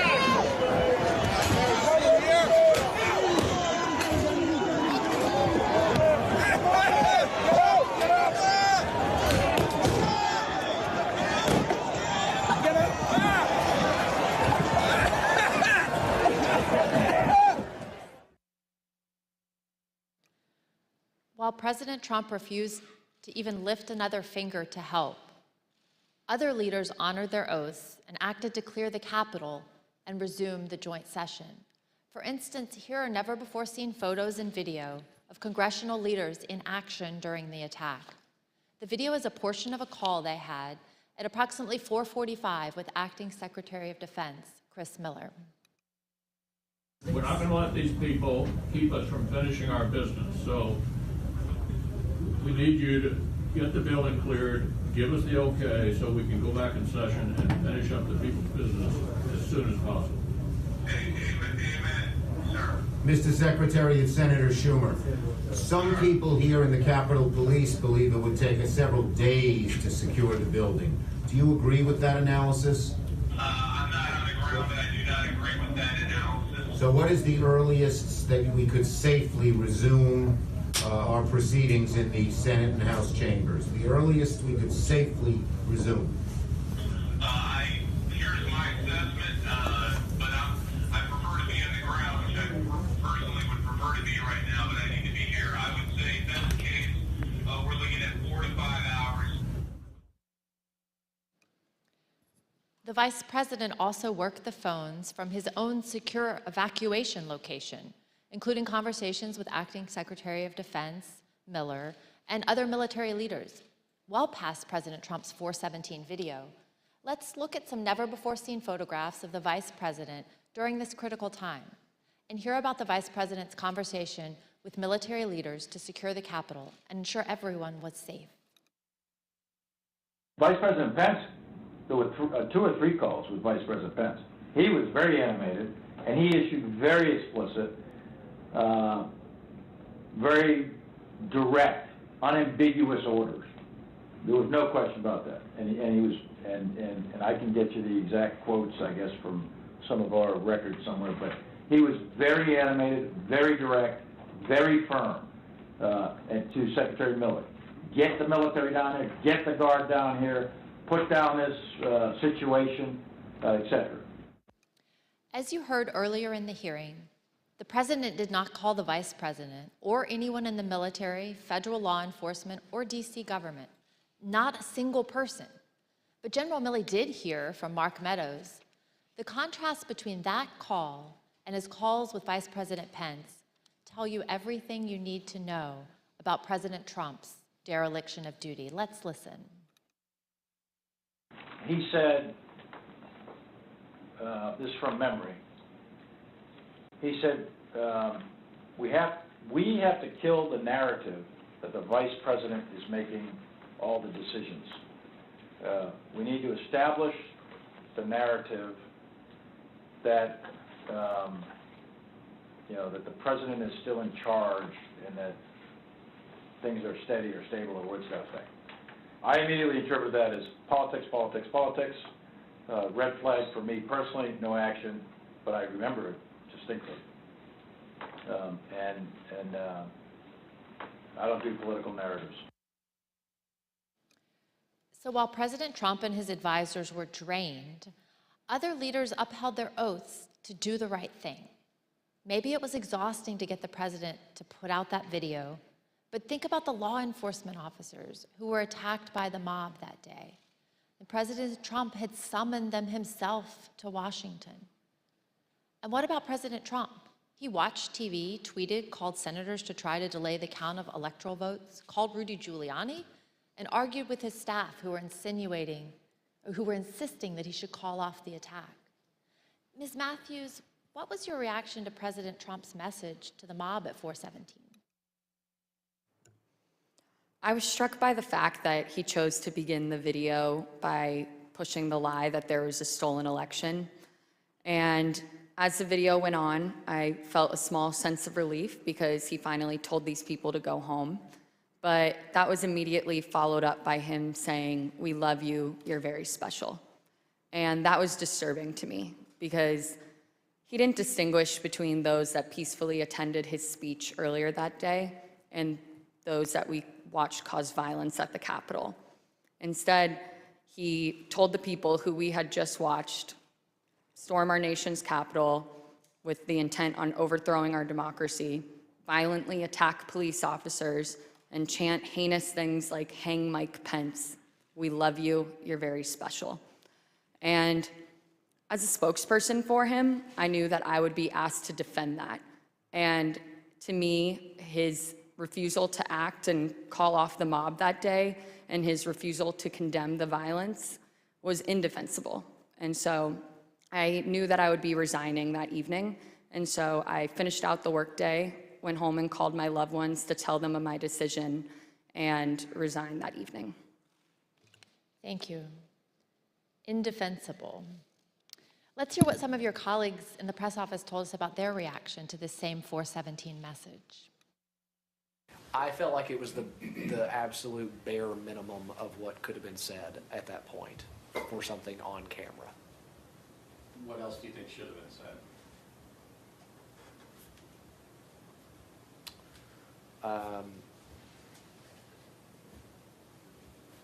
So a more forceful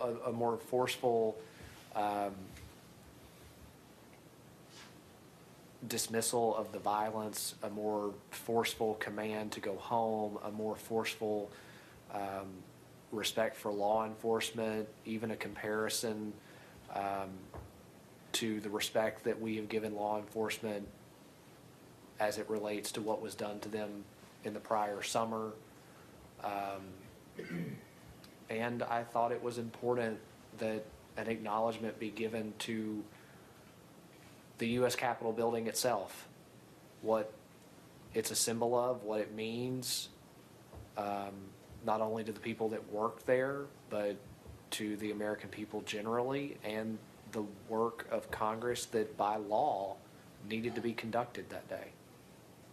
Do you wish, in hindsight, that the president had asked the protesters to leave the Capitol earlier than he ended up asking them to do that? Of course, I would love if the go home message would have happened earlier in the day. The president's words matter. We know that many of the rioters were listening to President Trump. We heard from one last week, Stephen Ayers. Let's listen to what he had to say about the 417 message from the president and see how rioters reacted to the president's message in real time. Well, when we were there, as soon as that come out, everybody started talking about it, and it seemed like it started to disperse, some of the crowd. I'm here delivering the president's message. Donald Trump has asked everybody to go home. That's our order. He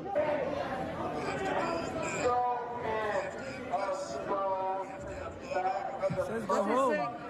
He says go home. Yeah, he said to go home.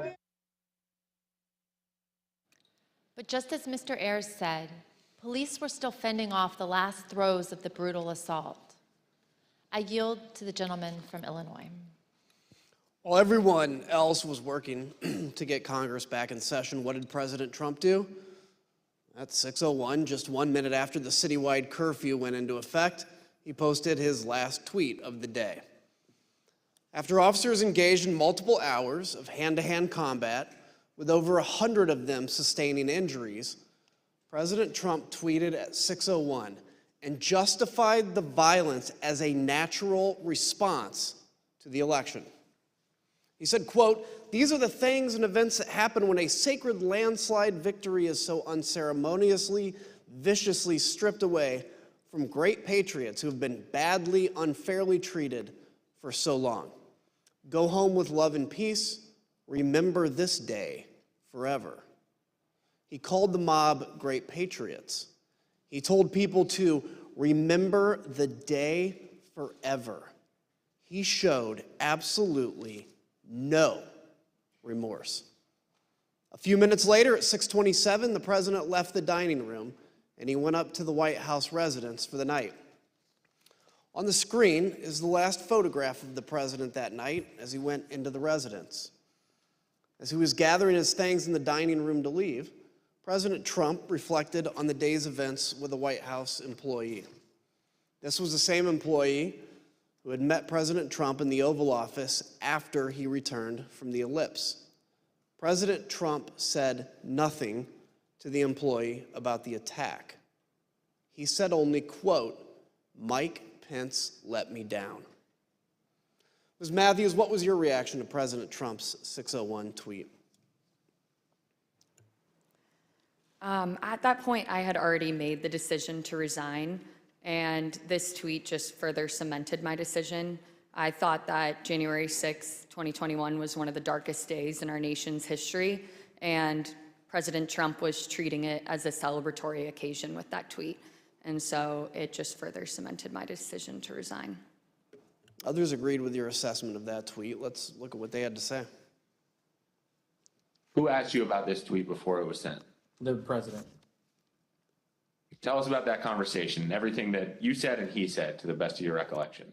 Sure. So he said, "What do you think of this?" And I believe I saw the text message or on his phone.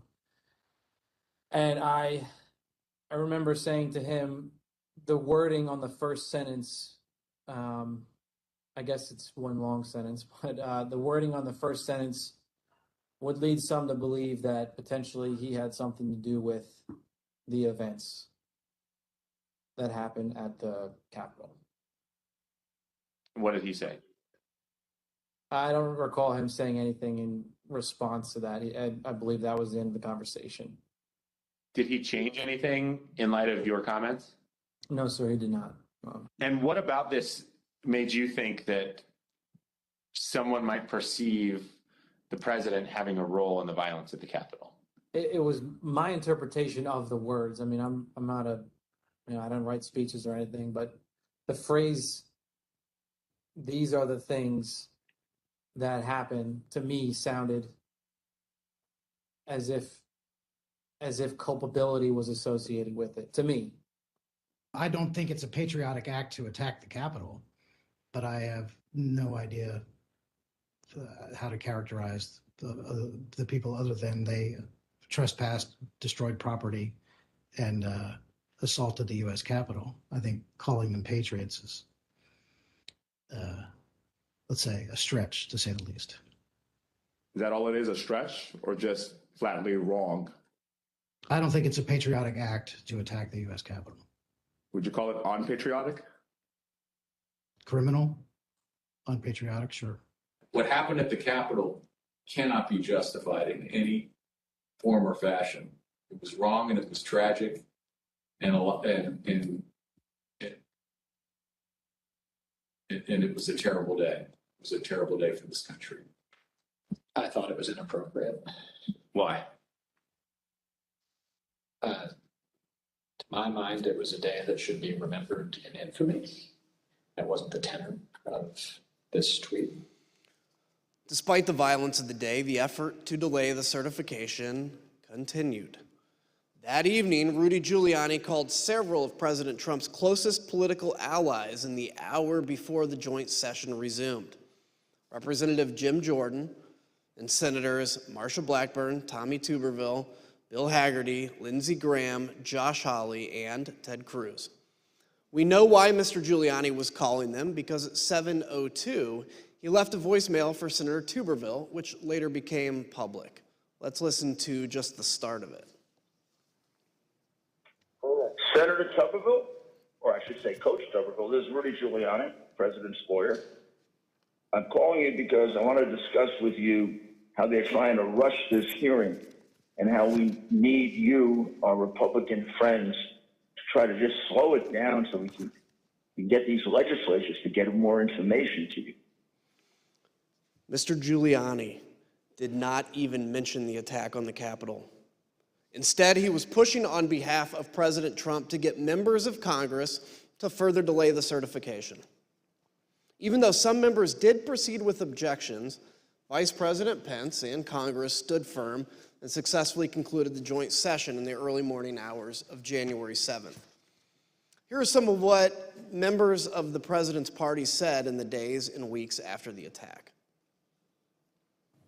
There's no question, none, that President Trump is practically and morally responsible for provoking the events of the day. No question about it.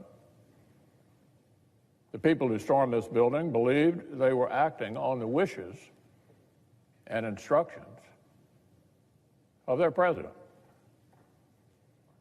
And having that belief was a foreseeable consequence of the growing crescendo of false statements, conspiracy theories, and reckless hyperbole, which the defeated president kept shouting into the largest megaphone on planet Earth.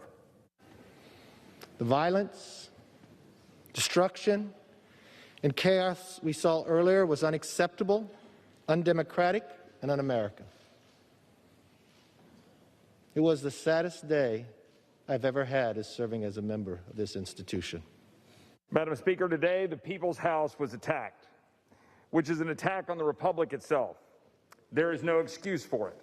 A woman died, and people need to go to jail. And the president should never have spun up certain Americans to believe something that simply cannot be. Well, after 3 in the morning, Congress certified the 2020 election results. Soon after, this statement by President Trump was posted on Dan Scavino's Twitter account because the president's account by now had been suspended. As you can see, President Trump stuck with his big lie that the election was stolen. But he did say there would be an orderly transition. We learned, though, that the statement was not necessarily his idea. Jason Miller, a campaign advisor, told us that after the joint session started, he heard nothing from President Trump or the White House about assuring the nation that the transfer of power would take place. So Mr. Miller took it upon himself to draft the statement and call the president at 9:23 that night to convince him to put it out. Let's listen to what he had to say about the call. Did he disagree with something that you had put in the statement, some particular word or phrase that he did not want included? I'd say just he wanted to say peaceful transition, and I said that ship's kind of already sailed, so we're going to say orderly transition. That was about the extent of disagreement or pushback from the conversation. The last person President Trump spoke to by phone that night was Johnny McEntee, his head of personnel. Mr. McEntee told us that they talked about the events of the day and the multiple resignation by administration officials. The decision whether to resign was one that weighed heavily on people in the administration. On the one hand, people like Mr. Pottinger and Ms. Matthews here, as proud as they were to have served, refused to be associated with President Trump's dereliction of duty. But others were sincerely worried that leaving President Trump to his own devices would put the country at continued risk. Listen to what we heard about that tension from Pat Cipollone, from General Mark Milley, and Eugene Scalia, who was the Secretary of Labor.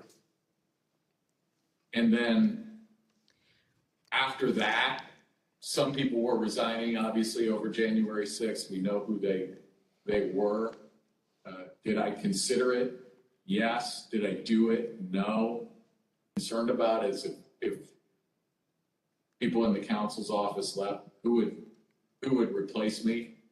And I had some concerns that it might be somebody who, had been giving bad advice. On the morning of the 7th, the decision I arrived at was that the most constructive thing I could think of was to seek a meeting of the cabinet.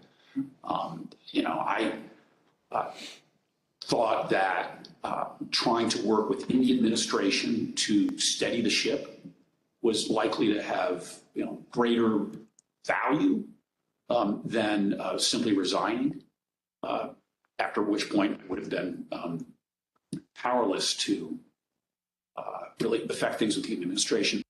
Gene thought that there should be a cabinet meeting. Do you know why McCarthy would not be? I don't remember why.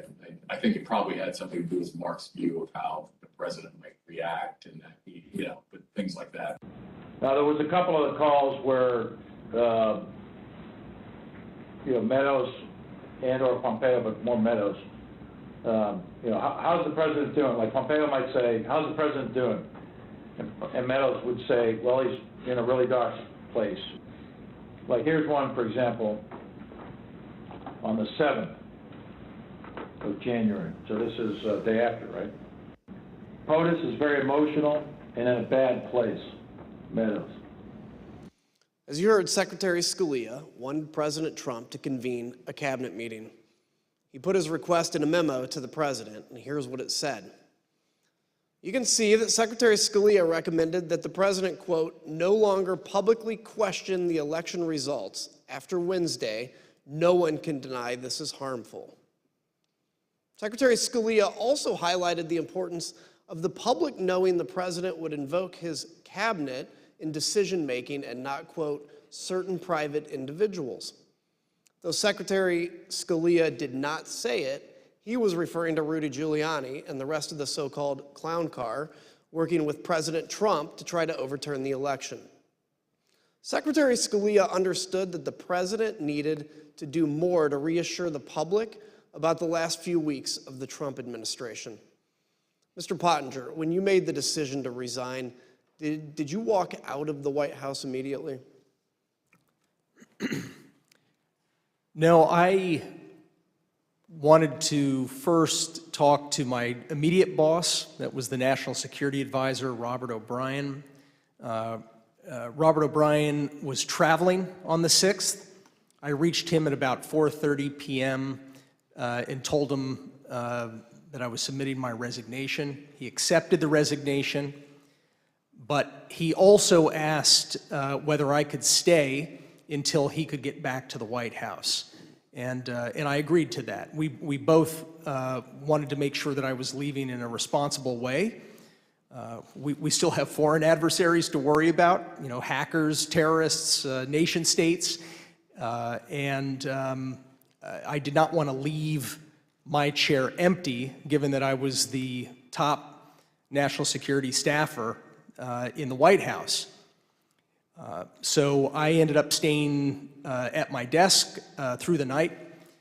When Robert O'Brien arrived back at the White House the next morning, the morning of the 7th, I debriefed with him and left for the last time.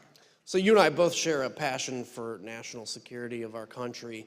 Can you share with me, what's your view on how January 6th impacted our national security? Well, when you have a presidential transition, even under the best circumstances, it's a time of vulnerability. It's a time of vulnerability. And when you have a contested election, I was certainly concerned that some of our adversaries would be tempted to probe or test U.S. resolve. As an example, in late December, the Iranian government attacked the U.S. Embassy in Baghdad. They did that using some of their terrorist proxies. President Trump did handle that. He sent a very clear warning to the Ayatollah and his regime, which I think had a useful effect.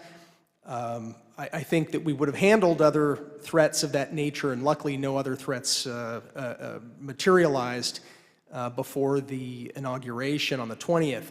But our national security was harmed in a different way by the 6th of January, and that is that I think it emboldened our enemies by helping give them ammunition to feed a narrative that our system of government doesn't work, that the United States is in decline. China, the Putin regime in Russia, Tehran, they're fond of pushing those kinds of narratives. And by the way, they're wrong. We've been hearing for the entirety of U.S. history from kings and despots that the United States is in decline and those kings and despots have been proven wrong every single time. But nonetheless, January 6th helped feed a perception that I think emboldens our adversaries. The other part, I think, is simply our allies. I heard from a lot of friends in Europe, in Asia, allies, close friends, and supporters of the United States that they were concerned about the health of our democracy. And so I think it's incumbent upon us to put their minds at ease, to put our own hearts at ease by investigating what happened on the 6th and making sure that it never happens again. Look, I've always said democracies are not defined by bad days.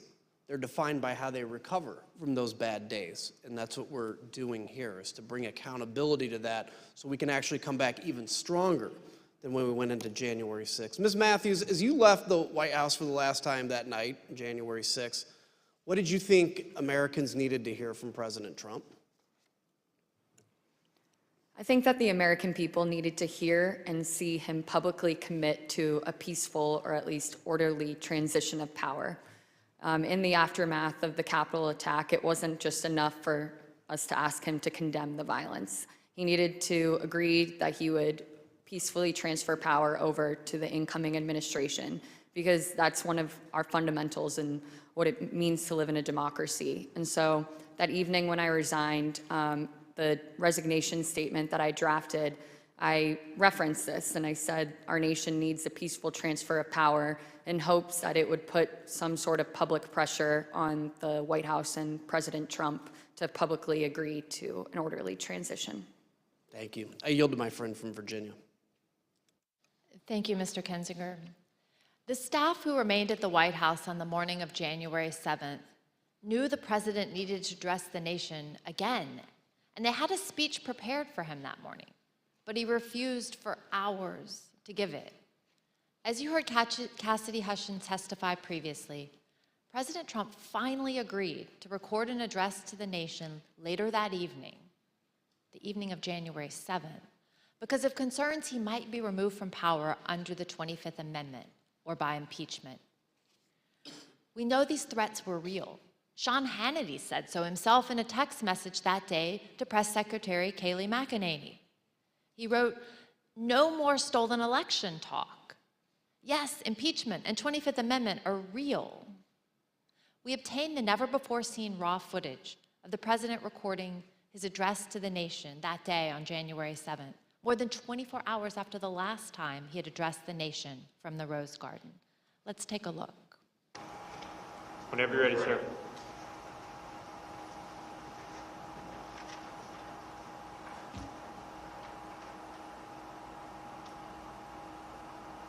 I would like to begin by addressing the heinous attack yesterday, and to those who broke the law, you will pay.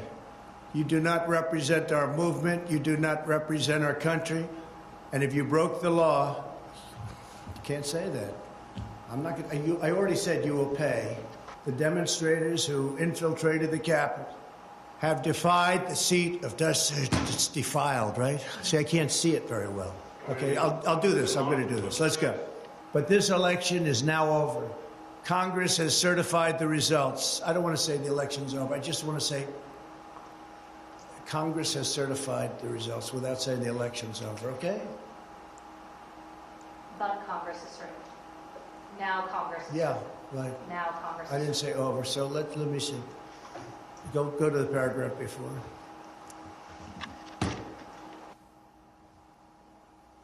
Okay? I would like to begin by addressing the heinous attack yesterday. Yesterday is a hard word for me. Just take it out. The heinous attack. Ah, good. Take the word yesterday, because it doesn't work with the heinous attack on our country. Say on our country. Want to say that? No, keep it. My only goal was to ensure the integrity of the vote. My only goal was to ensure the integrity of the vote. On January 7th, one day after he incited an insurrection based on a lie, President Trump still could not say that the election was over. Mr. Pottinger, you've taken the oath multiple times in the Marines and as an official in the executive branch. Can you please share with us your view about the oath of office and how that translates into accepting election results and a transfer of power? Sure. You know, this isn't the first time that we've had a close election in this country. And President Trump certainly had every right to challenge in court the results of these various elections. But once you've had due process under the law, you have to conform with the law, no matter how bitter the result. Once you've presented your evidence in court, judges have heard that evidence, judges have ruled. If you continue to contest an election, you're not just contesting an election anymore. You're actually challenging the Constitution itself. You are challenging the societal norms that allow us to remain unified. I think that one example, for example, you've got Vice President Richard Nixon back in 1960, had lost a hard-fought election against Senator John F. Kennedy. There were irregularities in that vote, according to a lot of the histories, and a lot of Vice President Nixon's supporters asked him to fight, contest it, don't concede. But in one of his finest moments, Vice President Nixon said no. He said it would tear the country to pieces, and he conceded to Jack Kennedy and announced that he was going to support him as the next president. We have an example of a Democratic candidate for president, Vice President Al Gore, who faced a very similar dilemma. He strongly disagreed with the Supreme Court decision that lost his election bid and allowed President George W. Bush to take office. But he gave a speech of concession in late December, mid or late December of 2000, where he said, this is for the sake of the unity of us as a people and for the strength of our democracy. I also am going to concede. I'm going to support the new president. His speech is actually a pretty good model, I think, for any candidate for any office, up to and including the president, and from any party to read, particularly right now. You know, the oath that our presidents take, it's very similar to the oath of office I took as a U.S. Marine officer and the oath I took as a White House official. It is to support and defend the Constitution. It's to protect the Constitution, to bear true faith and allegiance to the Constitution. And it is a sacred oath. It's an oath that we take before our families. We take that oath before God. I think that we have an obligation to live by that oath. I do still believe that we have the most ingenious system of government on earth, despite its imperfections. I don't envy countries that don't have this system that actually allows for a predictable, peaceful transfer of government every 4 to 8 years, and it's not something that we should take for granted. Thank you. As we heard at the start of the hearing, in the immediate aftermath of January 6th, Republican leader Kevin McCarthy understood that President Trump bore responsibility for that day and should have taken immediate action to stop the violence. He was even more candid in calls with Republican colleagues. As you'll hear in a moment, recordings of some of these calls that were later published by the New York Times, the context for these calls was that a resolution had been introduced in the House calling for Vice President Pence and the cabinet to remove President Trump from power under the 25th Amendment. Let's listen. I've had it with this guy. What he did is unacceptable. Nobody can defend that, and nobody should defend it. The only discussion I would have with him is that I think this would be my recommendation. You should resign. I mean, that would be my take, but I don't think he would take it, but I don't know. But let me be very clear to all of you, and I've been very clear to the president. He bears responsibilities for his words and actions. No ifs, ands, or buts. I asked him personally today, does he hold responsibility for what happened? Does he feel bad about what happened? He told me he does have some responsibility for what happened. And he needs to acknowledge that. President Trump has never publicly acknowledged his responsibility for the attack. The only time he apparently did so was in that private call with Kevin McCarthy. There's something else President Trump has never acknowledged: the names and the memories of the officers who died following the attack on the Capitol. We're honored to be joined tonight by police and first responders who bravely protected us on January 6th. Your character and courage give us hope that democracy can and should prevail, even in the face of a violent insurrection. We on this dais can never thank you enough for what you did to protect our democracy. On January 9th, two of President Trump's top campaign officials texted each other about the president's glaring silence on the tragic death of Capitol Police Officer Brian Sicknick, who succumbed to his injuries the night of January 7th. These campaign officials were Tim Murtaugh, Trump's director of communications, and one of his deputies, Matthew Walking. Their job was to convince people to vote for President Trump, so they knew his heart, his mind, and his voice as well as anyone, and they knew how he connects with his supporters. Here's what they had to say about their boss. Murtaugh said, "Also shitty not to have acknowledged the death of the Capitol police officer." Walking responded, "That's enraging to me. Everything he said about supporting law enforcement was a lie." To which Murtaugh replied, "You know what this is, of course? If he acknowledged the dead cop, he'd be implicitly faulting the mob. And he won't do that because they're his people. And he would also be close to acknowledging that what he lit at the rally got out of control.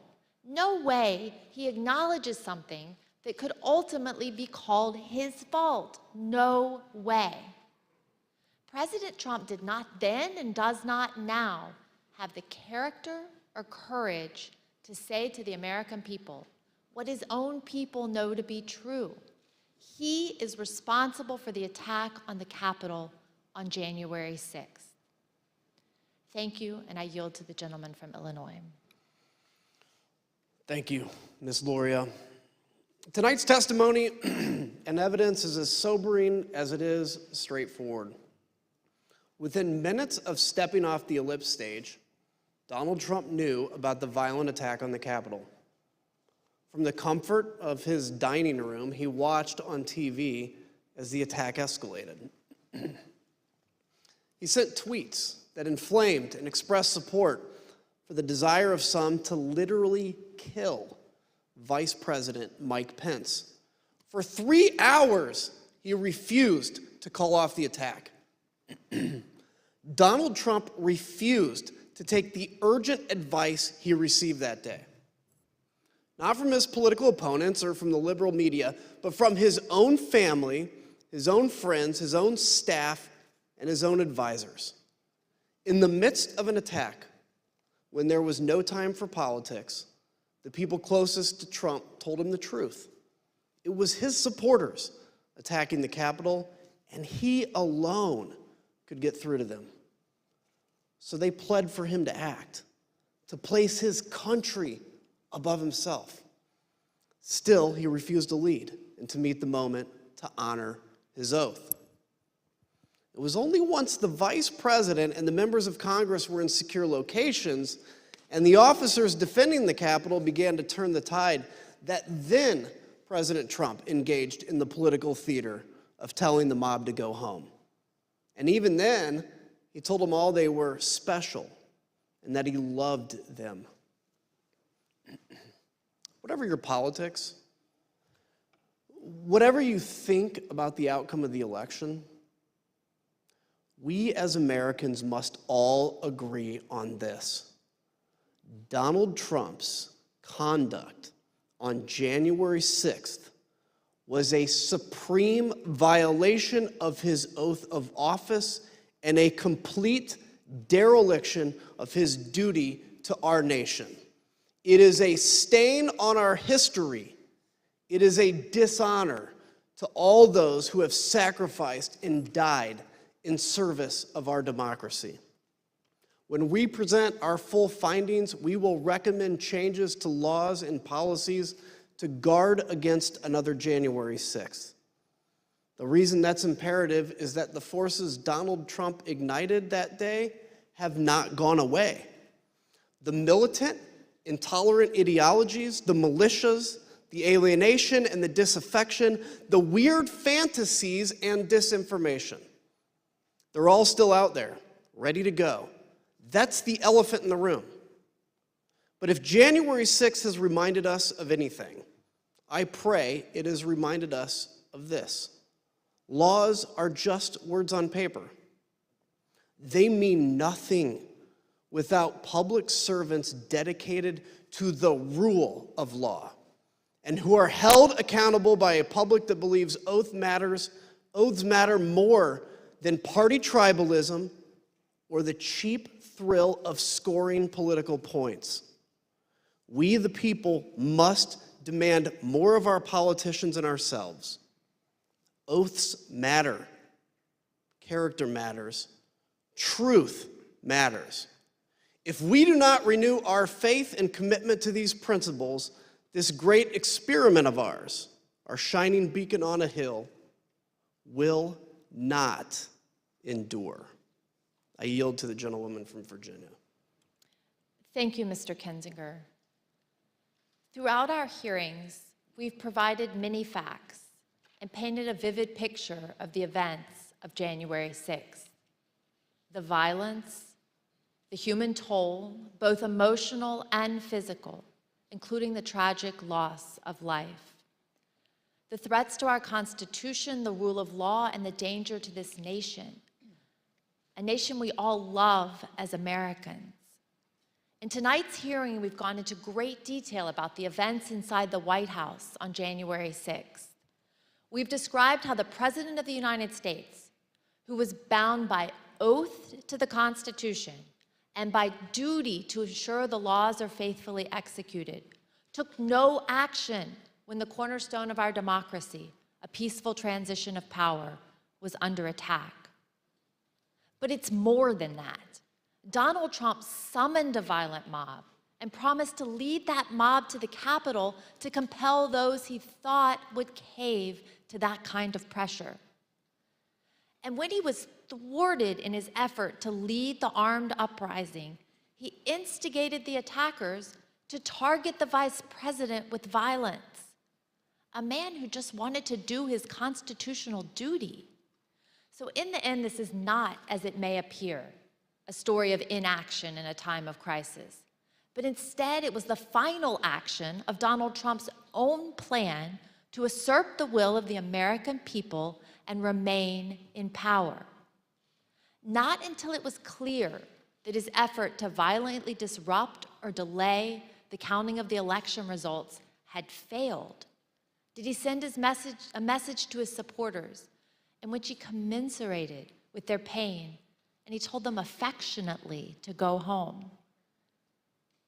That was not the message of condemnation and just punishment for those who broke the law that we expect from a president whose oath and duty is to ensure the laws are faithfully executed.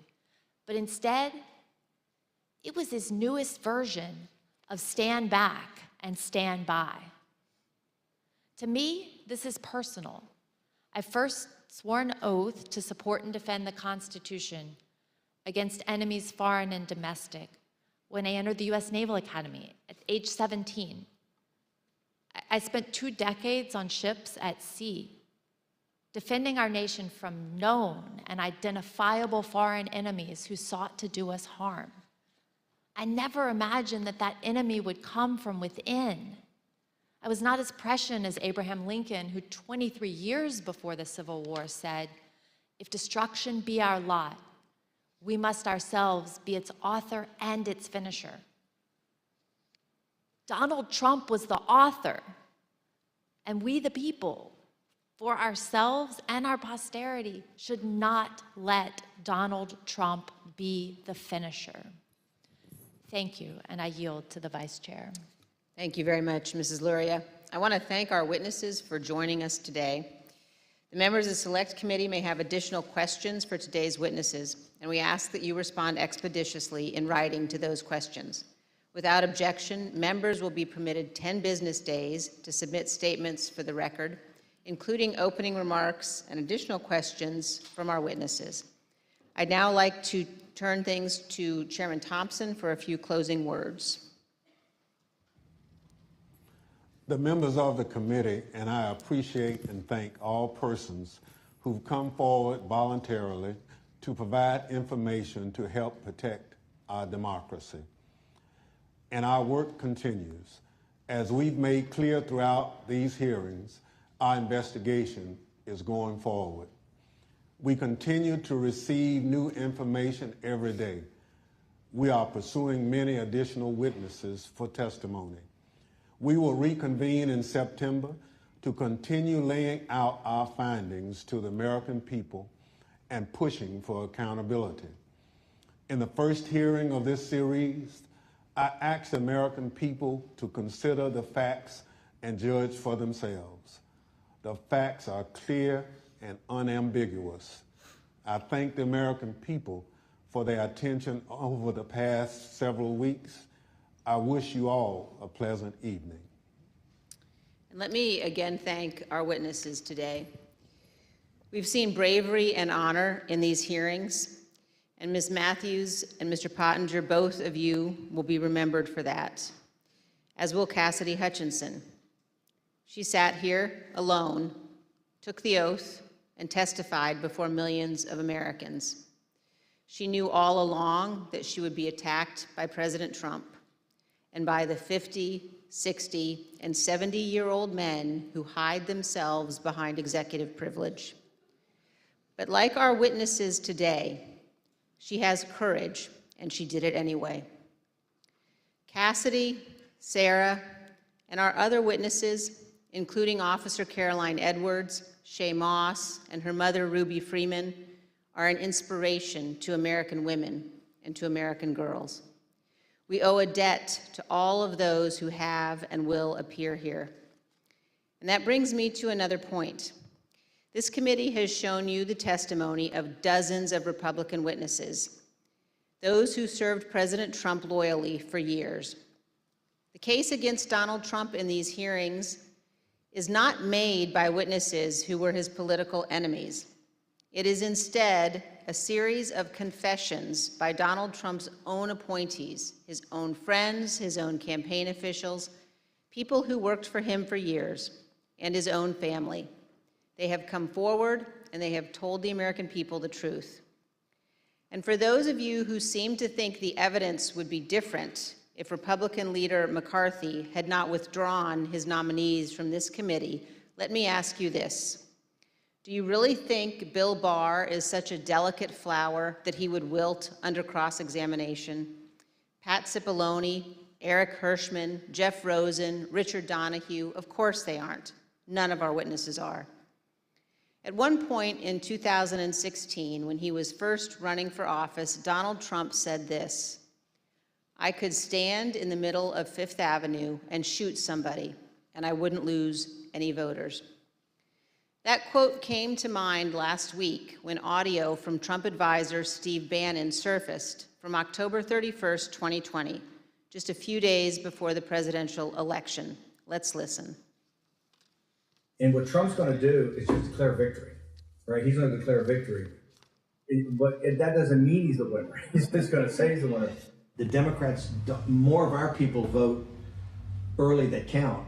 Theirs voted mail. And so they're going to have a natural disadvantage, and Trump's going to take advantage of it. That's our strategy. He's going to declare himself a winner. So when you wake up Wednesday morning, it's going to be a firestorm. Also, if Trump is losing by 10 or 11 o'clock at night, it's going to be even crazier. No, because he's going to sit right there and say they stole it. If Biden's winning, Trump is going to do some crazy shit. And of course, 4 days later, President Trump declared victory when his own campaign advisors told him he had absolutely no basis to do so.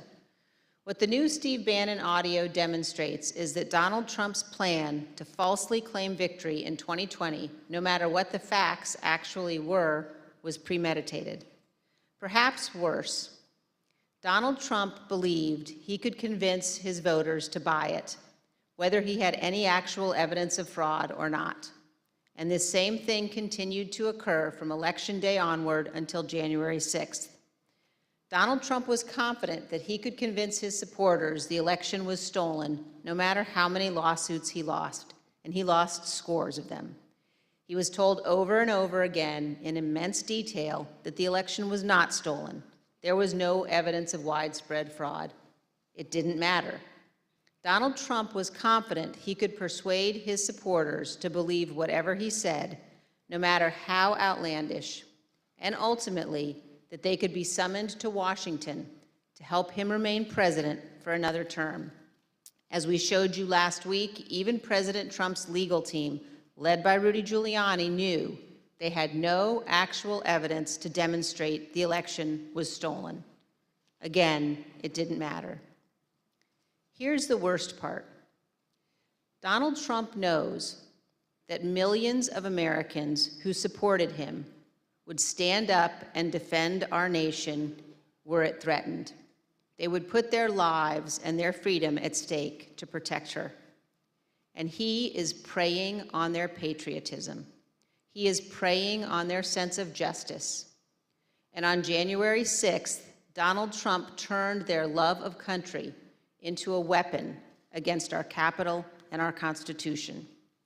He has purposely created the false impression that America is threatened by a foreign force controlling voting machines, or that a wave of tens of millions of false ballots were secretly injected into our election system, or that ballot workers have secret thumb drives and are stealing elections with them. All complete nonsense. We must remember that we cannot abandon the truth and remain a free nation. In late November of 2020, while President Trump was still pursuing lawsuits, many of us were urging him to put any genuine evidence of fraud forward in the courts and to accept the outcome of those cases. As January 6th approached, I circulated a memo to my Republican colleagues explaining why our congressional proceedings to count electoral votes could not be used to change the outcome of the election.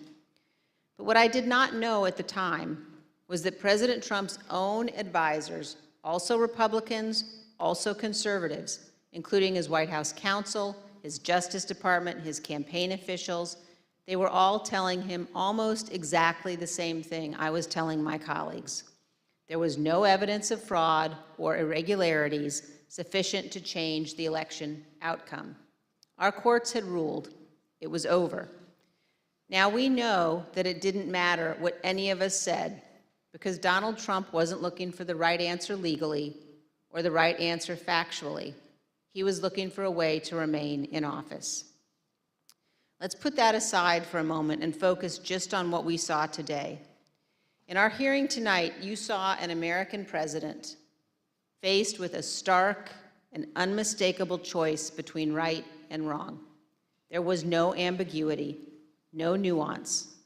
Donald Trump made a purposeful choice to violate his oath of office, to ignore the ongoing violence against law enforcement, to threaten our constitutional order. There is no way to excuse that behavior. It was indefensible. And every American must consider this. Can a president who is willing to make the choices Donald Trump made during the violence of January 6th ever be trusted with any position of authority in our great nation again? In this room, in 1918, the Committee on Women's Suffrage convened to discuss and debate whether women should be granted the right to vote. This room is full of history, and we on this committee know we have a solemn obligation not to idly squander what so many Americans have fought and died for. Ronald Reagan's great ally, Margaret Thatcher, said this: "Let it never be said that the dedication of those who love freedom is less than the determination of those who would destroy it." Let me assure every one of you this: our committee understands the gravity of this moment, the consequences for our nation. We have much work yet to do, and we will see you all in September. I request those in the hearing room remain seated until the Capitol Police have escorted witnesses and members from the room. Without objection, the committee stands adjourned.